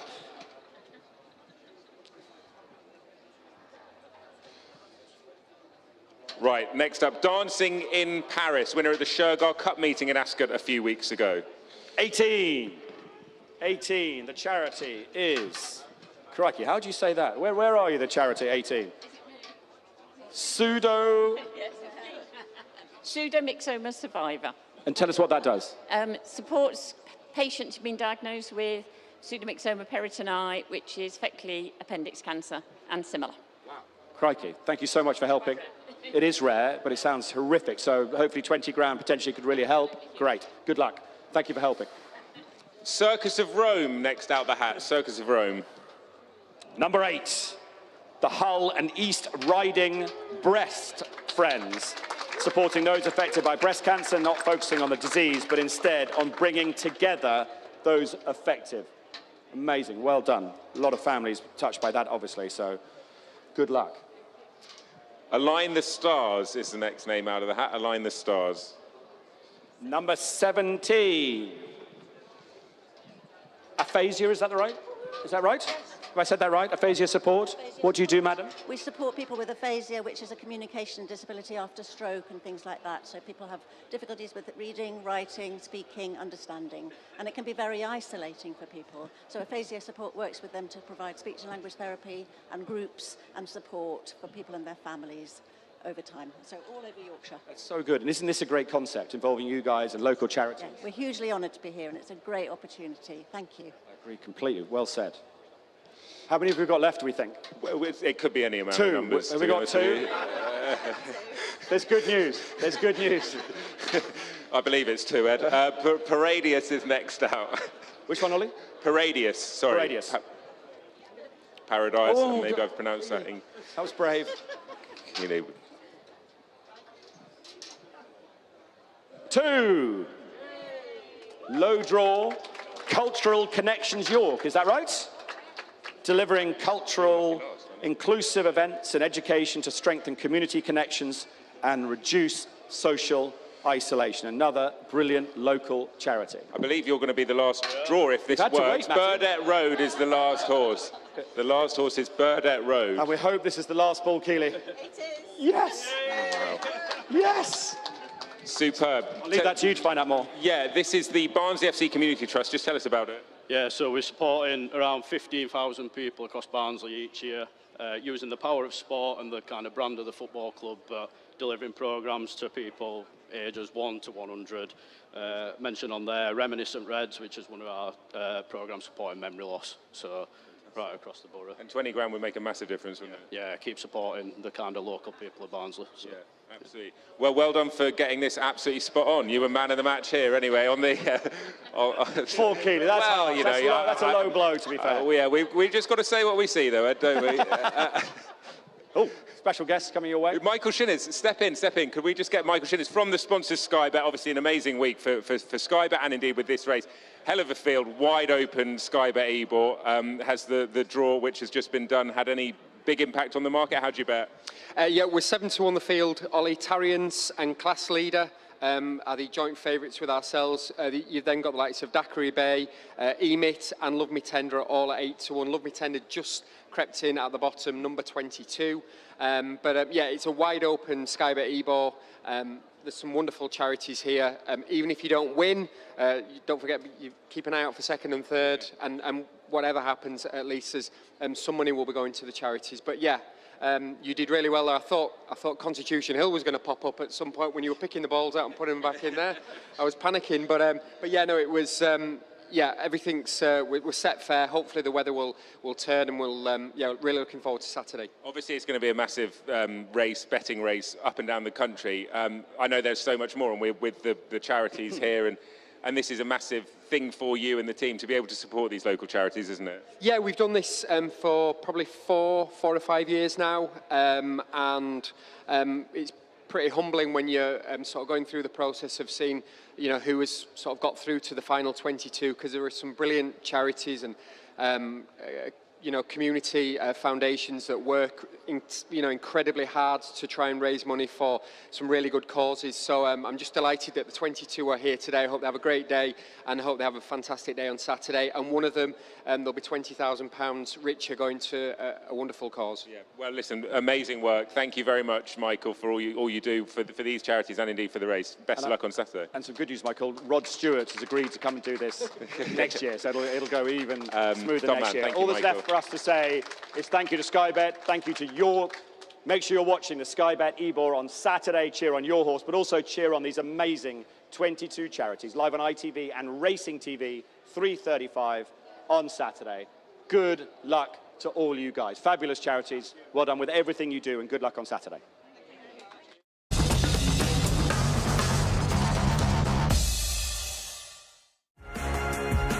Mark your card. Proudly sponsored by Timeform.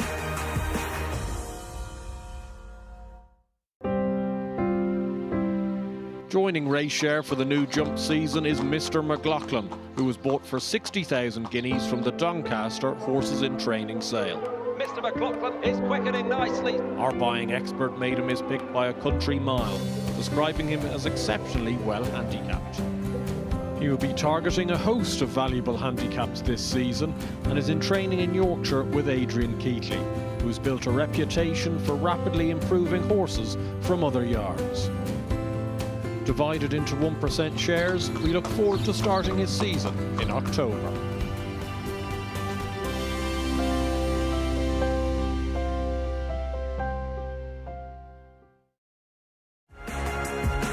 Mark your card.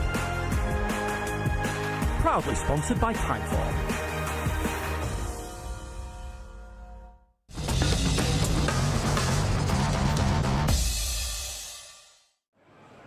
Right, I've got a little bit of cover here. I'm in the Theakson's bar just behind the paddock with our good old friend, the wine tipster, who's in... I'd imagine you're going to be full of it today after your nat one yesterday. Air Force One. It was so easy. I mean, he was really impressive. Come on. He was? Yeah. He was trained locally, and we're drinking local stuff today. We are. And eating local stuff. And eating local. And Debs is here from Jeb Bell Pies, which is absolutely great. And everything's local. And actually, no, I just want to ask you about this with Theakston's, because you were just telling me a story about beforehand about you and Theakston's, how close you've been to Theakston's. When I moved to Midland, my first house I bought was Massam, and I used to park my car in Theakston's Brewery by the White Bear. Did you? Yeah, yeah.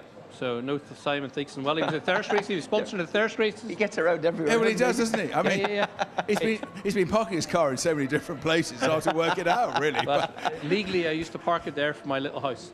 With a sleeping bag. Yeah, with a sleeping bag. I love it. I tell you what, you guys going to pull a pint? Yeah. We're going to have a pint while you're pulling doing that, I'm competition, going to have a chat with Debs as well.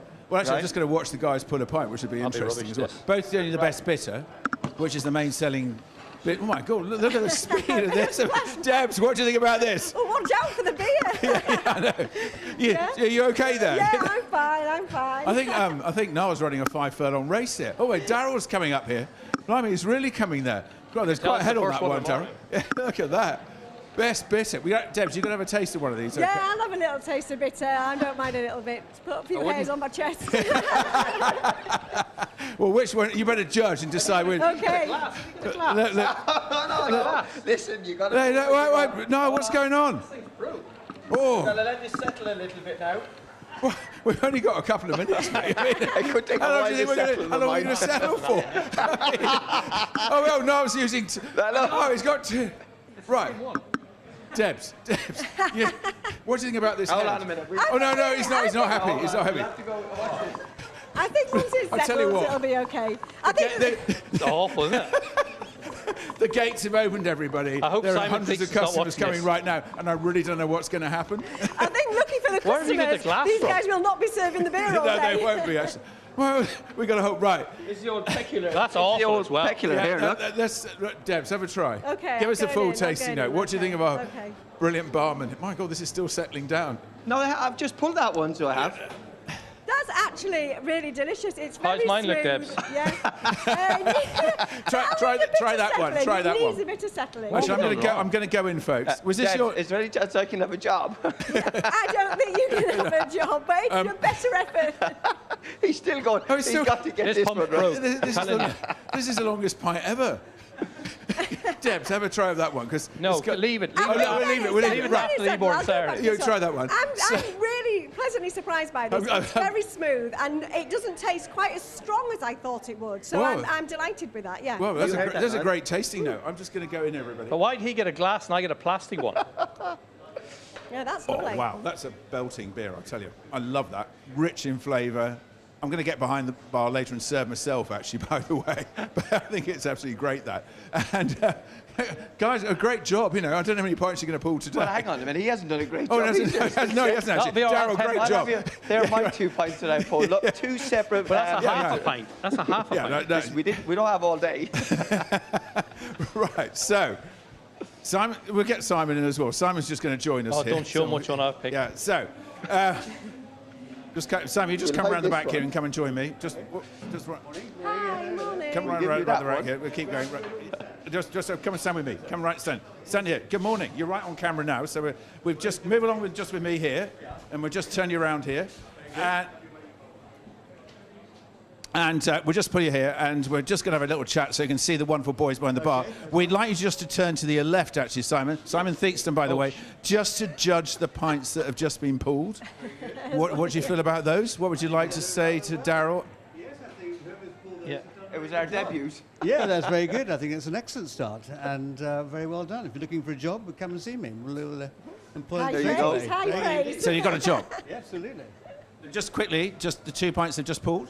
I think, well, so I'm talking about, I think they've been... Well, you haven't seen my one, Simon. You haven't seen that one. Yeah, well, look at that beauty. That will settle out nicely. That's settling down nice. That's very good indeed. They look excellent. There you very go. thirst quenching. So I'm very pleased with those. That's great, Simon. And also, one of the things that is great to have with your Theakston's beers as well is some fantastic pies. And Debs, you know, just talk us through what you've got for us here to taste as well from Jeb Bell Pies. Yeah, again, our classic pork pies, and we do pork pies with different flavours, chilli, black pudding, the Scotch eggs as well, and it's definitely the perfect pairing with a Yorkshire ale. Stilton? Yeah, Stilton top pork pie, I'd say that's really right delicious. up your street, is it?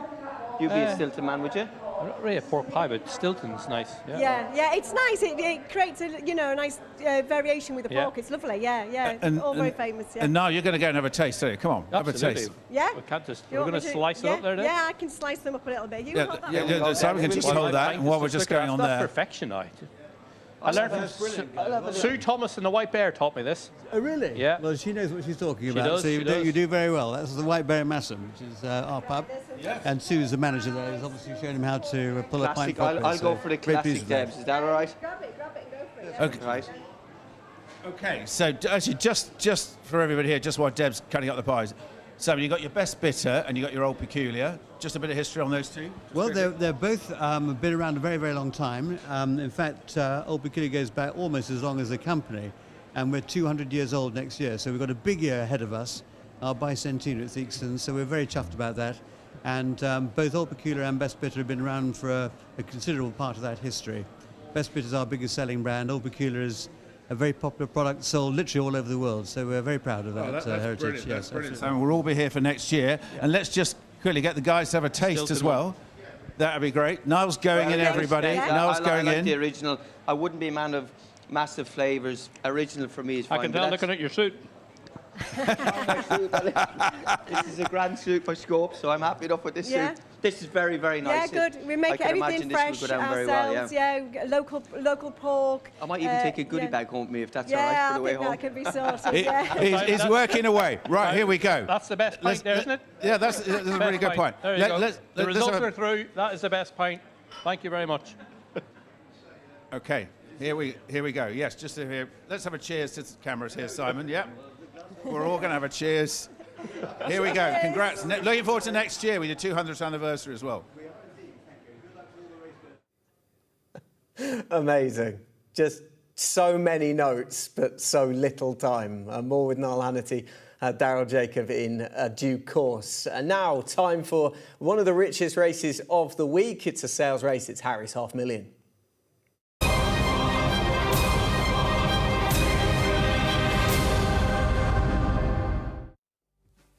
And for a bit of added flavour in Harry's $500,000 by Goffs, we've got a couple of Group winners in there. A Group 1 winner, no less than Sun Goddess, 6-5 at the top of the market under the mandatory penalty. Satellite of Love, representing Clive Cox, who's looking to win it for the 4th year on the bounce. Satellite of Love unbeaten in 2. Tokaido, fascinating French contender Amy Murphy, based out there and has taken really all before him up until now. A gelding he can't go for certain group race targets, so this has always been the plan. 11-2 for an audacious raid to come off. The best is yet to come. 8-1 Mikey Sheehy taking the ride. Inishen 11-1. Vollering 18-1. Good ride for Pierre-Louis Jamin for Archie Watson. Glorious Game, a listed winner in her own right, a 20-1 and 22-1 bar those. If you fancy one at a price, Sun Goddess is making the market for you. But what she's achieved so far is not to be sniffed at. A second to Libertango in the Albany, then going on to beat Green Empress in the Airlie Stud Stakes, then going on to beat the boys in the Keeneland Phoenix Stakes at the top level. Has to carry 9 stone 4 in this, but a Group 1 winner in this adds a fascinating dimension. Whether you like it or not, Sun Goddess, a very impressive Group 1 winner in her own right, and she's running for a massive pot here, Rish. Yeah, what I liked about this performance, Anthony, was the way she came to win her race of what was a quick pace here, Fran and Meg. She's come through off a strong pace, she's got to the front, and then she's had to actually dig in again right at the end. So she shows different characteristics and qualities. She's very high class. She is, and I think that's what got her beat at Royal Ascot. She had nothing to aim at. She got there, and then she got nabbed on the line effectively by Libertango on that day, but I think she probably surprised Ryan. She often hits a flat spot or takes a bit of riding Megan to get going, but when she gets going she really picks up strongly, and then she got there, idles and goes again. I do think the eventual second, Falls and Blues, is a very smart horse in the making, and he's definitely going to improve with racing. And Veloise, who ran a stormer on the near side, finishing off strongly, she was beaten in Group 3 at Ascot on her most recent start. I just love the way she really sticks her head out down when she is asked to go through the gears. She sort of gets lower, drops down, and then she sort of takes off. But she's got a different level of form to the whole field, bar one or two that have tried group level, but no one else has gone and won at the very top. I think what's going to be interesting with the conditions as well is going to be the draw. Yeah. She's drawn quite high in 17. That's over towards the stand side. Yesterday, I felt as though on the sprint track it was middle to far that was favoured. It can often be where the pace of the race is coming from, but will Ryan, because she gets ridden with a bit of cover, be able to then switch over towards the middle if he wants to, or is he going to keep it simple and go straight line option? That would be the question. I thought plenty fancied runners were, aside from her, drawn low. I was going to ask about how you think the straight course will pan out this afternoon because of the rain that we've had, significantly more leading into today's meeting than we had yesterday, all told, in terms of the total number of millimetres we've had since Friday. Do you feel that there's a chance that it might even out, or at least give more of a chance to the horses on the stand side? Yeah, well, it could well do. You know, when it's extremely testing, you can see the horses cross over, or at least to the middle. So it will be interesting to see. We'll learn a little bit more after the first, how much the rain has really got in and what the jockeys are sort of thinking. But I was just looking here, the top 6, 7 in the market, aside from our favourite, are drawn no higher than 6. So could the race just develop on that side? It's going to be fascinating to see with the draw bias or not. Okay, before we talk about a couple of others, can I mention the horse at the top here, who's got top weight, which is Takado. Obviously, Amy Murphy back in the UK with a horse who is a pattern winner as well. Do either of you give this horse a chance trying to concede the weight? Most definitely. Put a Royal Ascot winner firmly in his place, and King of Clough, and a nice filly, Joseph, who didn't probably turn up that day in that 3-runner group race, but he was dominant. He seems to have a good way going through his race. And say Amy Murphy went home that night and said, we got one for the sales race in York, happy days. And then he's got to take on Sun Goddess and give weight to the filly. Okay, £5, but yeah, he's got a touch of class, and he finds a way to win in that. He likes to stalk horses, he picks up strongly, and without the mare in it or the filly in it, he would set a big standard. Yeah, agree? Yeah, I mean, he's, albeit small field last time, he's been very dominant in the Robert Papin, and he's done very little wrong. He looks pretty straightforward. All things considered, officially he hasn't run on slower conditions, though never quite sure when you turn up in France whether it's going to be firm or heavy, but he has been running on good. A son of You Better Believe It, who's just been improving all the time. So it's a different task ahead of him today with a big runner field. Everything's going to be different, the big occasion at York. We don't know him, so we're all going to be learning a bit more about him, but Amy Murphy's been positive from the very start, and yeah, he shows a strong level of form. As you say, if there wasn't a Group 1 winner in here already, you'd be thinking, right, he's nailed on, surely. Yeah. OK, well, we know one trainer who has got an outstanding record in this race is Clive Cox. He's actually got 3 runners set to line up in today's Harry Half Million by Goffs, and he's been chatting to Josh Stacey. And you run 3 in the race this year, Secret Society, Pride of Toledo and Satellite of Love, who does have quite a similar profile to Dragon Leader 3 years ago. Do you see similarities? They're both very good, and I'm over the moon that Satellite of Love has done so well. He's a Windsor winner, and then he backs that up at Newbury with a penalty, of which the form's been franked again last week at Goodwood. So yeah, I'm very, very happy that he was Minzell's first winner. So he's a horse that we're excited and fits the profile well for Midland Park, the same colours as Song of the Clyde last year. What sort of horse did you think you had at the start of the season? Yeah, I thought he'd show up well. I think the 2-year-olds have run well. We've had a good crop of 2-year-olds to boot all the way through this year, and there are still horses that are improving. You know, Pride of Toledo was a case in point. He was not completely at home on the really quick ground at Newbury on his first start, and won very nicely in a small field, very tactical race down at Salisbury the other week.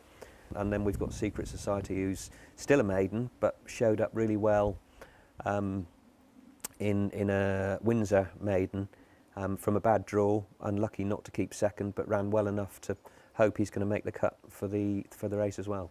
Are you hopeful that we're yet to see the very best of him? 3 really nice horses. Well, Song of the Clyde was in the Midland Park colours last year, albeit sporting the orange cap.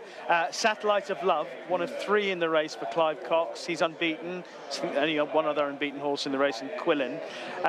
And he's impressed a lot of people in the way he's gone about his 2 victories, Meg.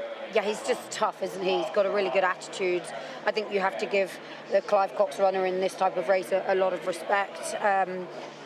It's obviously been a bit of a long-term aim, and yeah, for Midland Park to be trying to come back to back as well, it just shows they're doing the right thing when they're selecting their horses, and year upon year you see them successful in these type of races. So I definitely think he warrants a bit of respect. He's stepping up into a deeper field for sure, and he's got to improve again, but he's got the right attitude. All right, Fran, are you with Sun Goddess, or do you think I think you have to be. I think she's in a different league to rivals. So I suppose one cautionary note: Arizona Blaze, Group 1 winner, flying 5 afterwards, did get beaten this race, probably went too soon on that occasion, but it can happen, and with a big field and a track that maybe there could be a possible bias towards the far side, we'll learn more, but I think class will out. I know people say, should she be in the race, should she not? She cost 120 grand in sales last year. She was scared to be bought. She was independent of the Coolmore team, and it's good to see her here, I think. Yeah, no problems with that. Will she win though, Meg? Yeah, I think... How did you miss her to sales?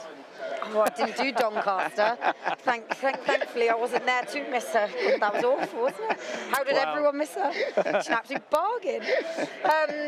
No, look, she was exceptionally well bought, and it's so great that she's hit such a high level, but also I actually think it's really good that the team are coming to support this. You know, Goffs are doing a great job putting on a race like this with such great prize money. The sales races are so attractive, and to be able to find a filly like that and come back to support here at York is brilliant. I think, yes, I do think she's without a doubt the one to beat, of course, with that class. I'm just going to be fascinated to see how the track works out and with the draws. If I was throwing in an each way price, so many runners, I think it's worth looking at that. About 12 to 1, the best is yet to come. Yes. Adrian Keatley's runner, who won on, as you were saying, about the only soft ground we've seen all summer, up at Ayr back in June, won impressively that day, off the mark on that occasion. On ratings, has got plenty to find. It's got some interesting entries, that horse, as well. Yeah, and Adrian Keatley is a good target trainer. All right. Well, there we have it. Sun Goddess is going to take the beating. Megan did not miss Sun Goddess. Very little Megan misses. We are going to head out and find Niall Hannity.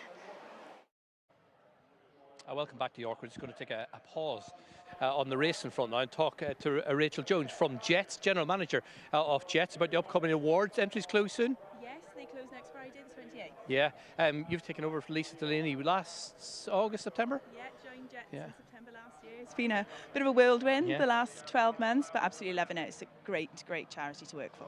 And the awards, tell us about it. There's a new award this year. That's right, yes. So the Richard Davis Awards are our annual career development awards, and they recognise the achievements, the commitment, the development of current and former jockeys in developing a career beyond race riding. So yeah, we've introduced the Enterprise Award this year, and we're really excited because it's a bit of a change.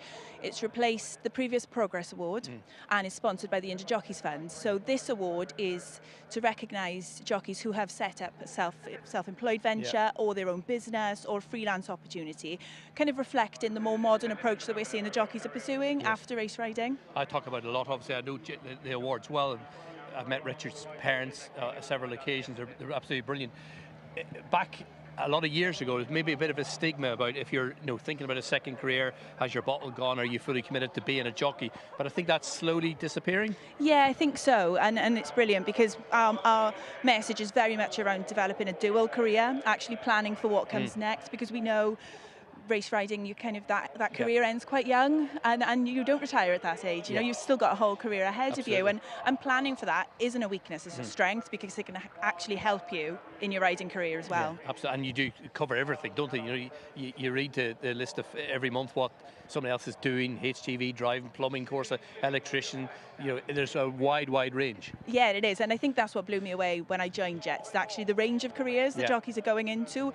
You know, so many stay within racing, which is brilliant, but then so many leave as well, and that's great for them as well. So we have plumbers, as you said, the trades routes, professional careers, academic qualifications. It's really great. You're based in the south. We've got Phil Kinsella, obviously we see him a lot on track up here, but any jockey maybe watching on, go on the website, find out a little bit more, just have a look what's there, and £7,500 in prize as well, isn't it? Yeah, absolutely, yeah. So 3 award categories. So we've got a development award for jockeys still riding early in their career, but are actually taking steps to develop and set up maybe a dual career alongside their riding and using all of that support around them. We've also got the Achievement Award for jockeys who have significantly achieved in their career post-riding. All of the information's on our website, and really there isn't one route to a successful application. We want to hear from as many people as possible. We want to hear about the story, their commitment, their progress and their journey really, rather than the specific outcome. So get on the website. Next Friday, entries close. That's it, close next Friday. All the details is on the website, and give me or Phil a call. We'd be more than happy to help. Yeah, great stuff. Great to hear from Rachel. If you're a jockey, do have a look on the website and get in touch.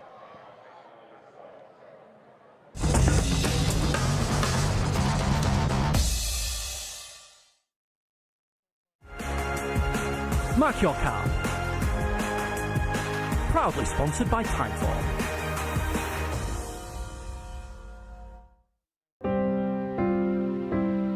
Joining race share for the new jump season is Mr. McLaughlin, who was bought for 60,000 guineas from the Doncaster Horses in Training sale. Mr. McLaughlin is quickening nicely. Our buying expert made him his pick by a country mile, describing him as exceptionally well handicapped. He will be targeting a host of valuable handicaps this season and is in training in Yorkshire with Adrian Keatley, who's built a reputation for rapidly improving horses from other yards. Divided into 1% shares, we look forward to starting his season in October.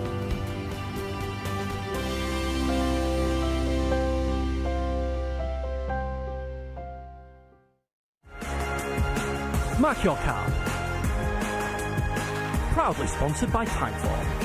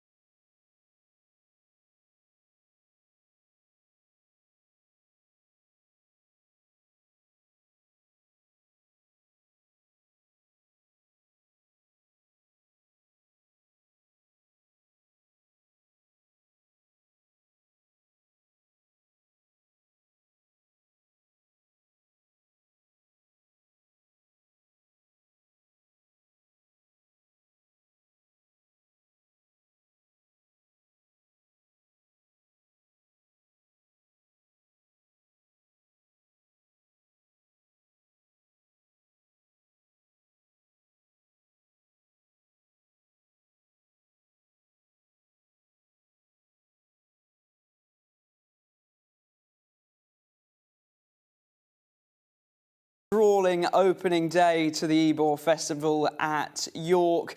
The feature race, the Juddmonte International, was billed as a high-class match race between Ombudsman and Constitution River. Neither in the first two.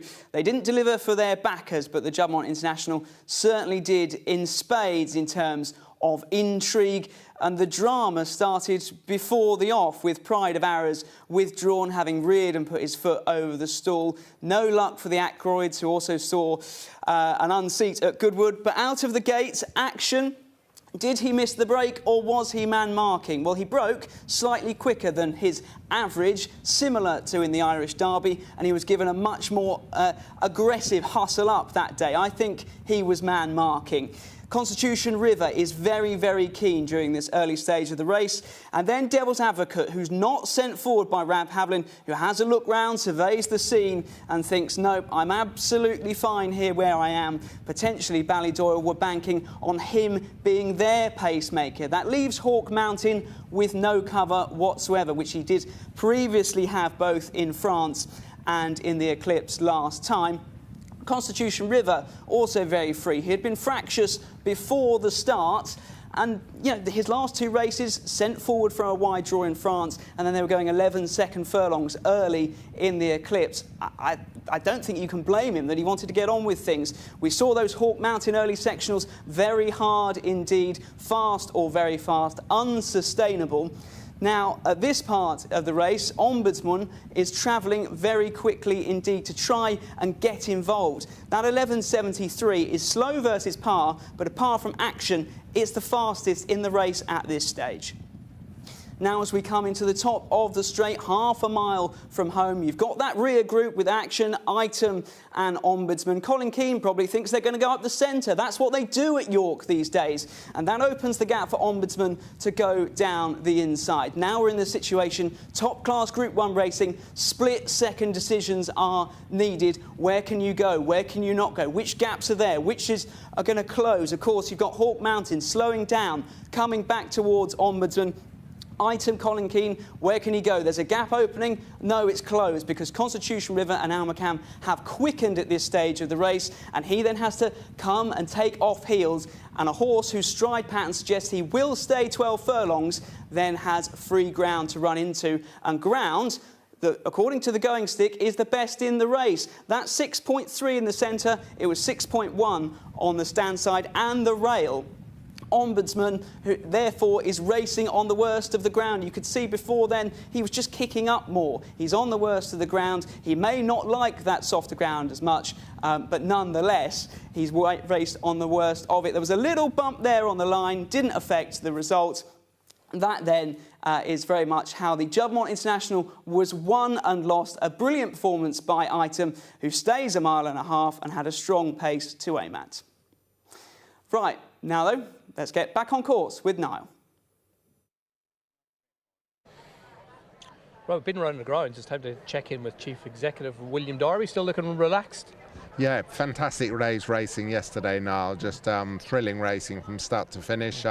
Delighted to be here on Legends Global Day, which is Yorkshire Oaks Day, which we've got a few legends here today, and delighted to be getting on with the Thursday card. Juddmonte, Andrew Baldwin and Colin Keane looking to win the big race for the second day in a row. Yeah, delighted to have Kalpana turned up. A real thrill to have a King George winner run in the Legends Global Yorkshire Oaks, and what a deep field it is for that Yorkshire Oaks. Obviously Johanna Walsh looked so impressive in the Juddmonte Irish Oaks, and what a deep field. You can make a case for any number of them. Minnie Hauk points back. Minnie Hauk, she won it last year. Obviously slightly easier conditions this year to last year when she won, but a bigger field. It was only 4 runners, do you remember, last year? So really pleased with that.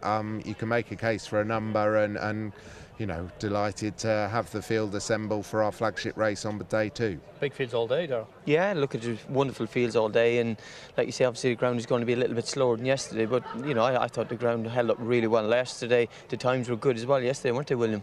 Yeah, obviously we'd all rather be running under blue sunshine. We have to deal with the conditions that we had. As Anthea explained to Niall earlier, we had to go very gently with the irrigation last week to keep the plant alive. This time last last week it was 33.9 degrees at York, one of the hottest days in Yorkshire on record. So, we put 3 mil on last Thursday, we put 2 mil on last Friday, which is 29 degrees. So the conditions are what the conditions are. As you say, the times were just about on par. I think the Jumpman International was only half a second slower than when Ombudsman won last year. They've made to be honest, they made a good ground print round walking it this morning. So, the conditions are the conditions, and a good horse has to act on all. Yeah, but all the horses, to be fair to him, the good horses, they're coming to the fore in all the big races as well, aren't they? And I thought yesterday's race and with Item winning the judgment, I thought it was a brilliant spectacle. It was a brilliant race, very tactical race, wasn't it? And like you say, it's great that we have Kalpana coming today, taking on last year's winner as well. It's like hugely exciting races again today. Yeah, really exciting, and we've got the very valuable Goffs UK Harry's half a million race, Sun Goddess in that, a wonderful Sky Bet Lowther, a very deep race in itself, and the race, the mile handicap that's named after Sir Kevin Sinfield this year. Great honour that is, and that's a hugely competitive mile handicap. We've put the money up to 150 grand this year, so great racing throughout. Not to mention the Goltries, of course. Yeah, and the final decks come through today for Saturday. 120 horses declared. City of York's really held up. Melrose looks deep. Yeah, it looks really deep. The Strensell's got 13 runners in it, the Sky Bet Strensell. That bounces into the Bahrain International Trophy in November, which has gone up to Group 1, so that has a winning you're in for that, which we're very proud of. We've got the Sky Bet Constantine, the last 5th race on the card. We've put the money up for that again, 150 grand for that handicap. Max Fields for that, and obviously the Sky Bet Ebor, our flagship, but most famous race really. I think the lowest rated horse in is 96. The highest rated is 110. So a really high value, but quite a wide handicap, which makes it interesting. Interesting to see Willie Mullins' horse just sneak into the bottom of the weights at 22, and obviously the Sky Bet City of York Stakes. We're so proud of that race. 12 years ago it was a listed contest, and a credit, I know we said it last year, but to the York Race Committee for their vision, their investment, Sky Bet support to bring it up to a Group 1.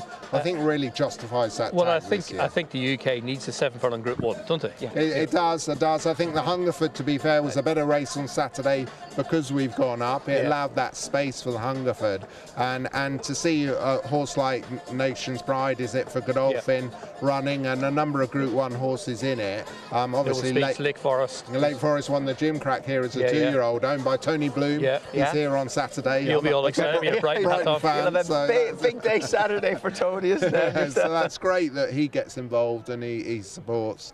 Really exciting day. Obviously, Charlie Bond had the winner of the opening race yesterday, and he's got a runner in both in the City of York. So Charlie Manoa, he'd be pleased with this rain. A quick line, if you can, if people want tomorrow Saturday, if they think they've missed the boat, they can still walk up and get very much so. And tomorrow the Coolmore Nunthorpe Day is a lovely day of racing at York. It's not too busy, and it's a nice, knowledgeable crowd. Saturday's a big summer Saturday. Get stuck in.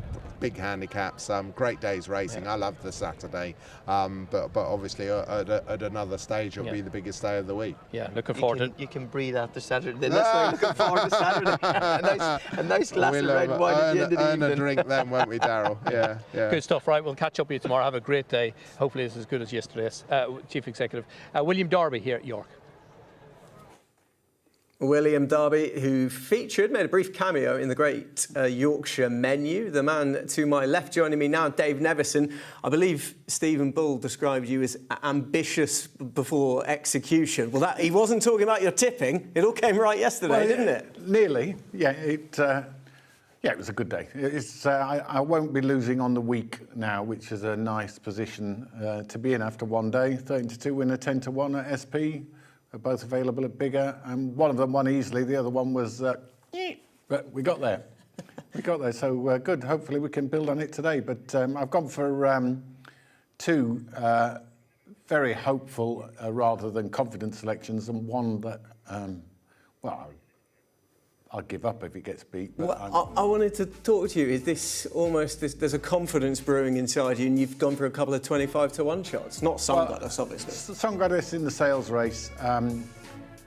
I don't think I've ever seen, there may well have been a Group 1 winner and a solid Group 1 winner in one of these races. I know it's probably the strongest sales race they've been because of the Group 2 winner from France, and Clive Cox has won it for the last however many years, has got a well-backed third unbeaten horse as well. So it's a really good race, but Sun Goddess looked strong to me last time in the Phoenix Stakes, and quite often in these races, a short price, it may look short, but they're so superior to most of the horses, it's actually a bit of a steal. So I'm not a very good judge of short price horses, but this one I can't see getting beat.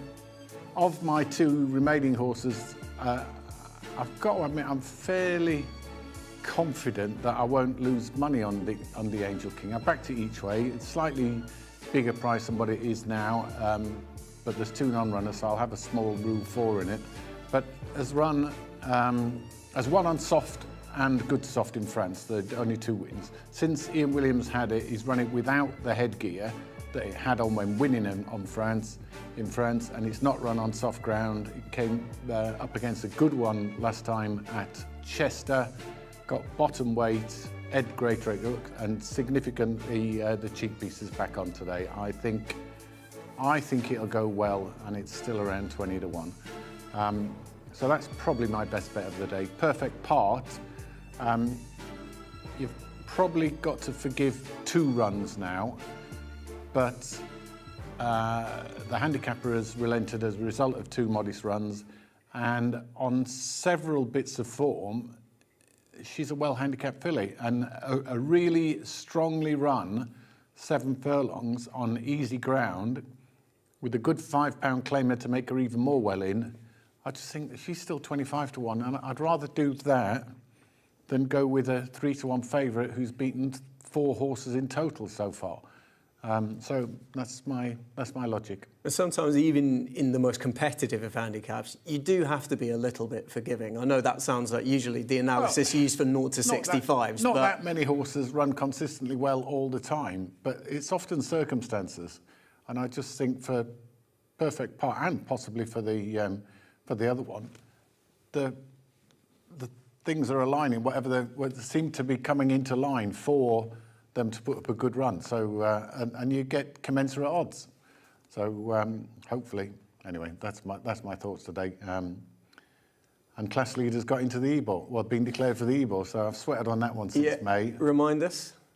The Haggis horse who won at the Dante meeting a win and you're in race in the Ebor, won it in good style, then went to Newmarket on firm ground, was all the rage there, but it was like a cat prancing on the fast ground and didn't want it. But I keep watching the race again, and in actual fact, Tom Marquand was almost stood up in the irons and the horse was making progress going up the hill under no sort of drive whatsoever. So I've just written that off. And Haggis has won that race at York twice, and the horses that he's won it with have gone off at 4 to 1, 9 to 2 favourite for the Ebor. Neither of them won. I think one came fourth, the other one had something wrong with it, finished last. But I just think he's going to do it at some point. William Haggis is going to win the Ebor, and I'm hoping that that's the one with a chance. But it's a hellish handicap, obviously. Fingers crossed for you, Nev. I won't touch you. You're red hot at the moment, and we'll see if that carries on into our 3 o'clock. It's the grand final handicap.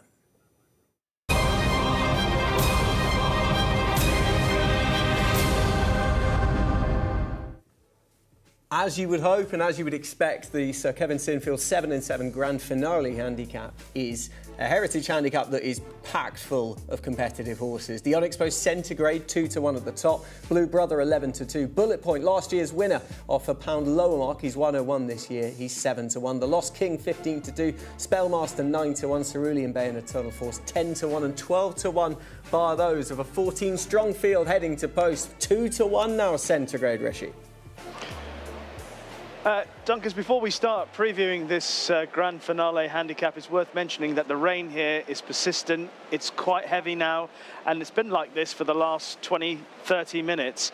Dave Nevison talking about Class Leader for the William Haggis team wanting a bit of cut in the ground. Well, they're going to be very happy with what they're seeing. That's an important factor to bear in mind for what's to come throughout this afternoon. It's been threatening, but it's really coming now, so it is, and it's real stream of rain. So this is ground-changing rain, and especially on day 2 with after the track being opened up, it won't take a hell of a lot sustained rain to change things to a much slower degree.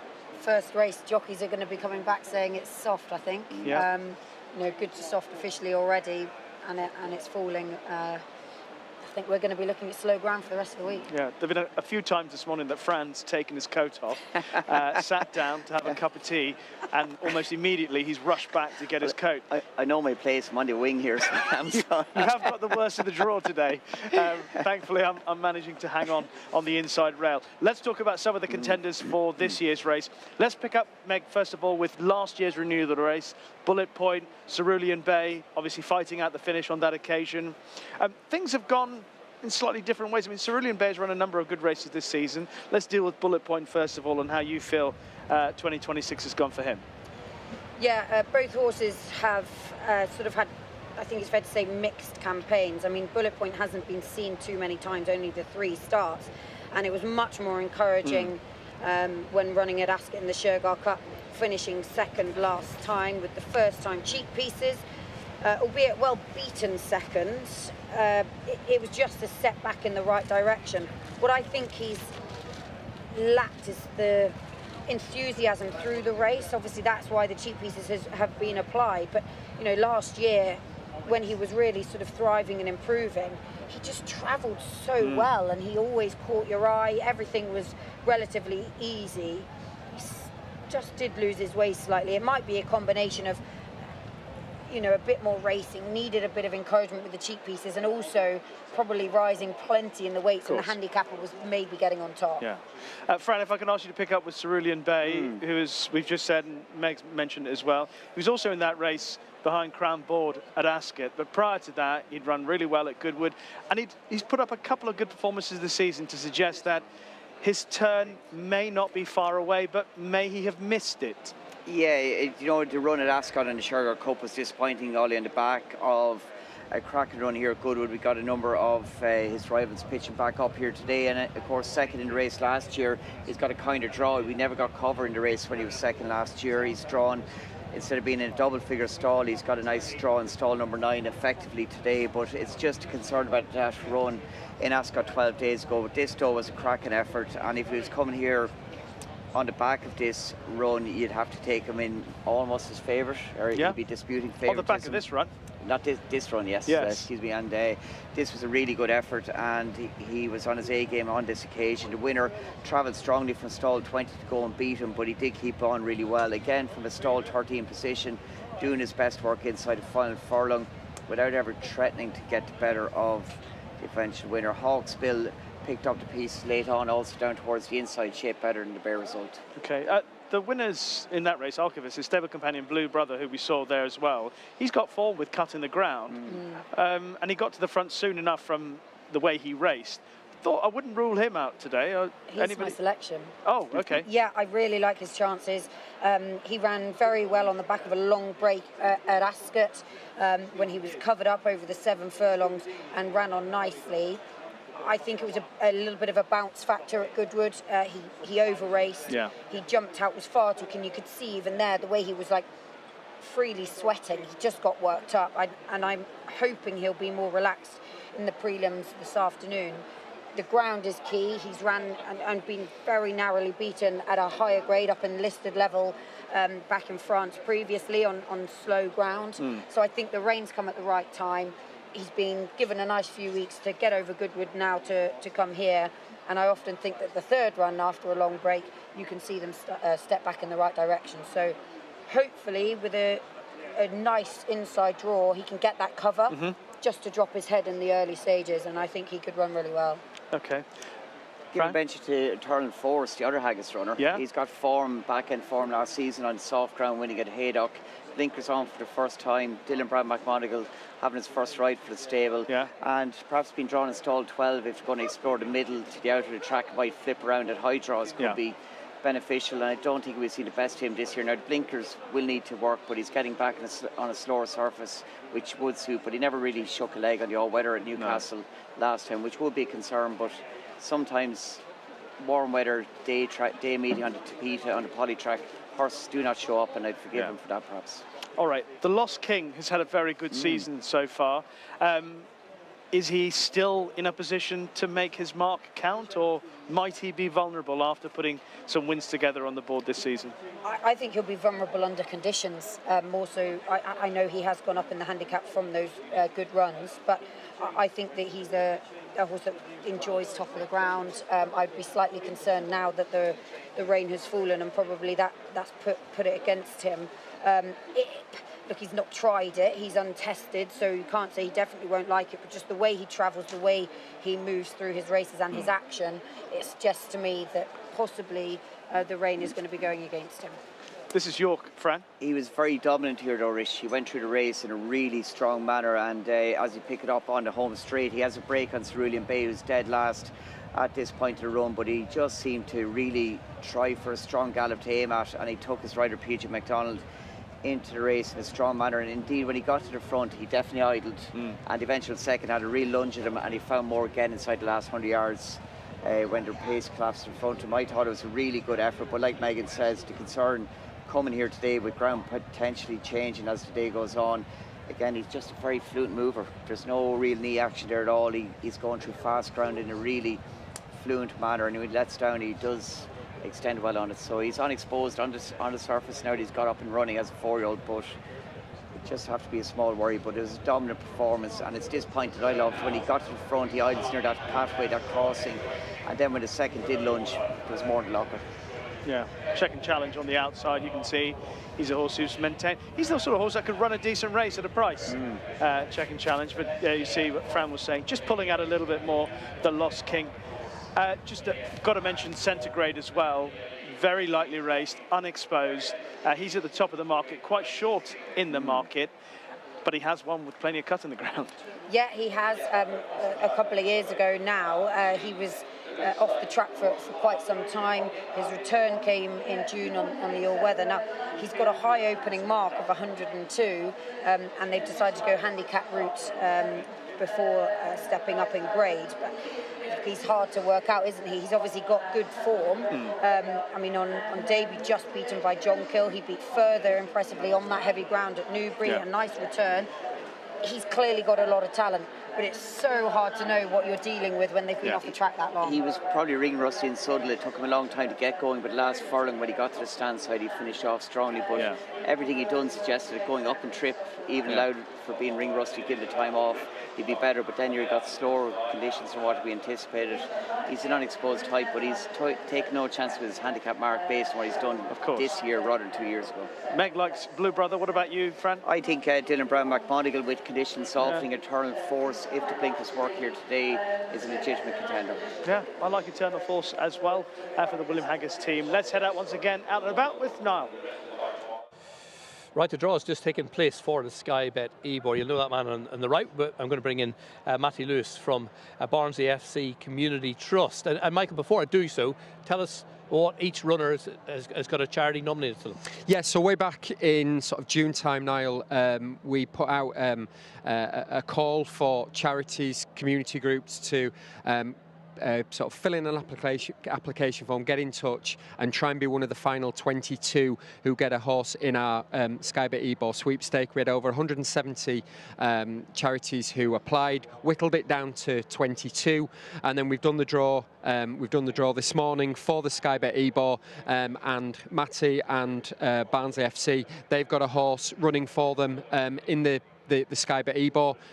Regardless of where the horse comes, every charity has got £1,000, but the winning charity gets £20,000 to go to them, £5,000 for second place and £3,000 for third. And Matty, you've got Burdett Road. You're not a big racing fan, but it's a great initiative by Sky Bet. It is, yeah. Brilliant to get all these local charities together today, and actually, like the funding speaks for itself. If you know, £1,000 for everyone and 20,000 for the winner will make a massive difference to whoever it goes to. And I think, like you say, you don't have to be a racing fan or your views on racing or betting. It's giving back where the people are. Tell us about your charity. Yeah, so Barnsley FC Community Trust support around 15,000 local people every year. And that's from anything from kind of inclusion activities, sporting activities. We've got a programme called Reminiscent Reds, which started off as kind of like a dementia programme, but now kind of supports social isolation for the elderly as well. So you'll be here Saturday shouting on Burdett Road? We're sure will, yeah. Is there a bit of stigma with the name Barnsley FC that some people might think, well, we don't really need to support that because the big football club's behind them? Yeah, exactly. So the kind of football club helps us out with the branding and facilities, but we're kind of self-sufficient, so we run our own programmes. We use funding from local authorities and our other partners to deliver kind of back to the Barnsley community. Okay, so here cheering on Burdett Road, well drawn, good trainer, James Owen. Yeah, well drawn, good trainer.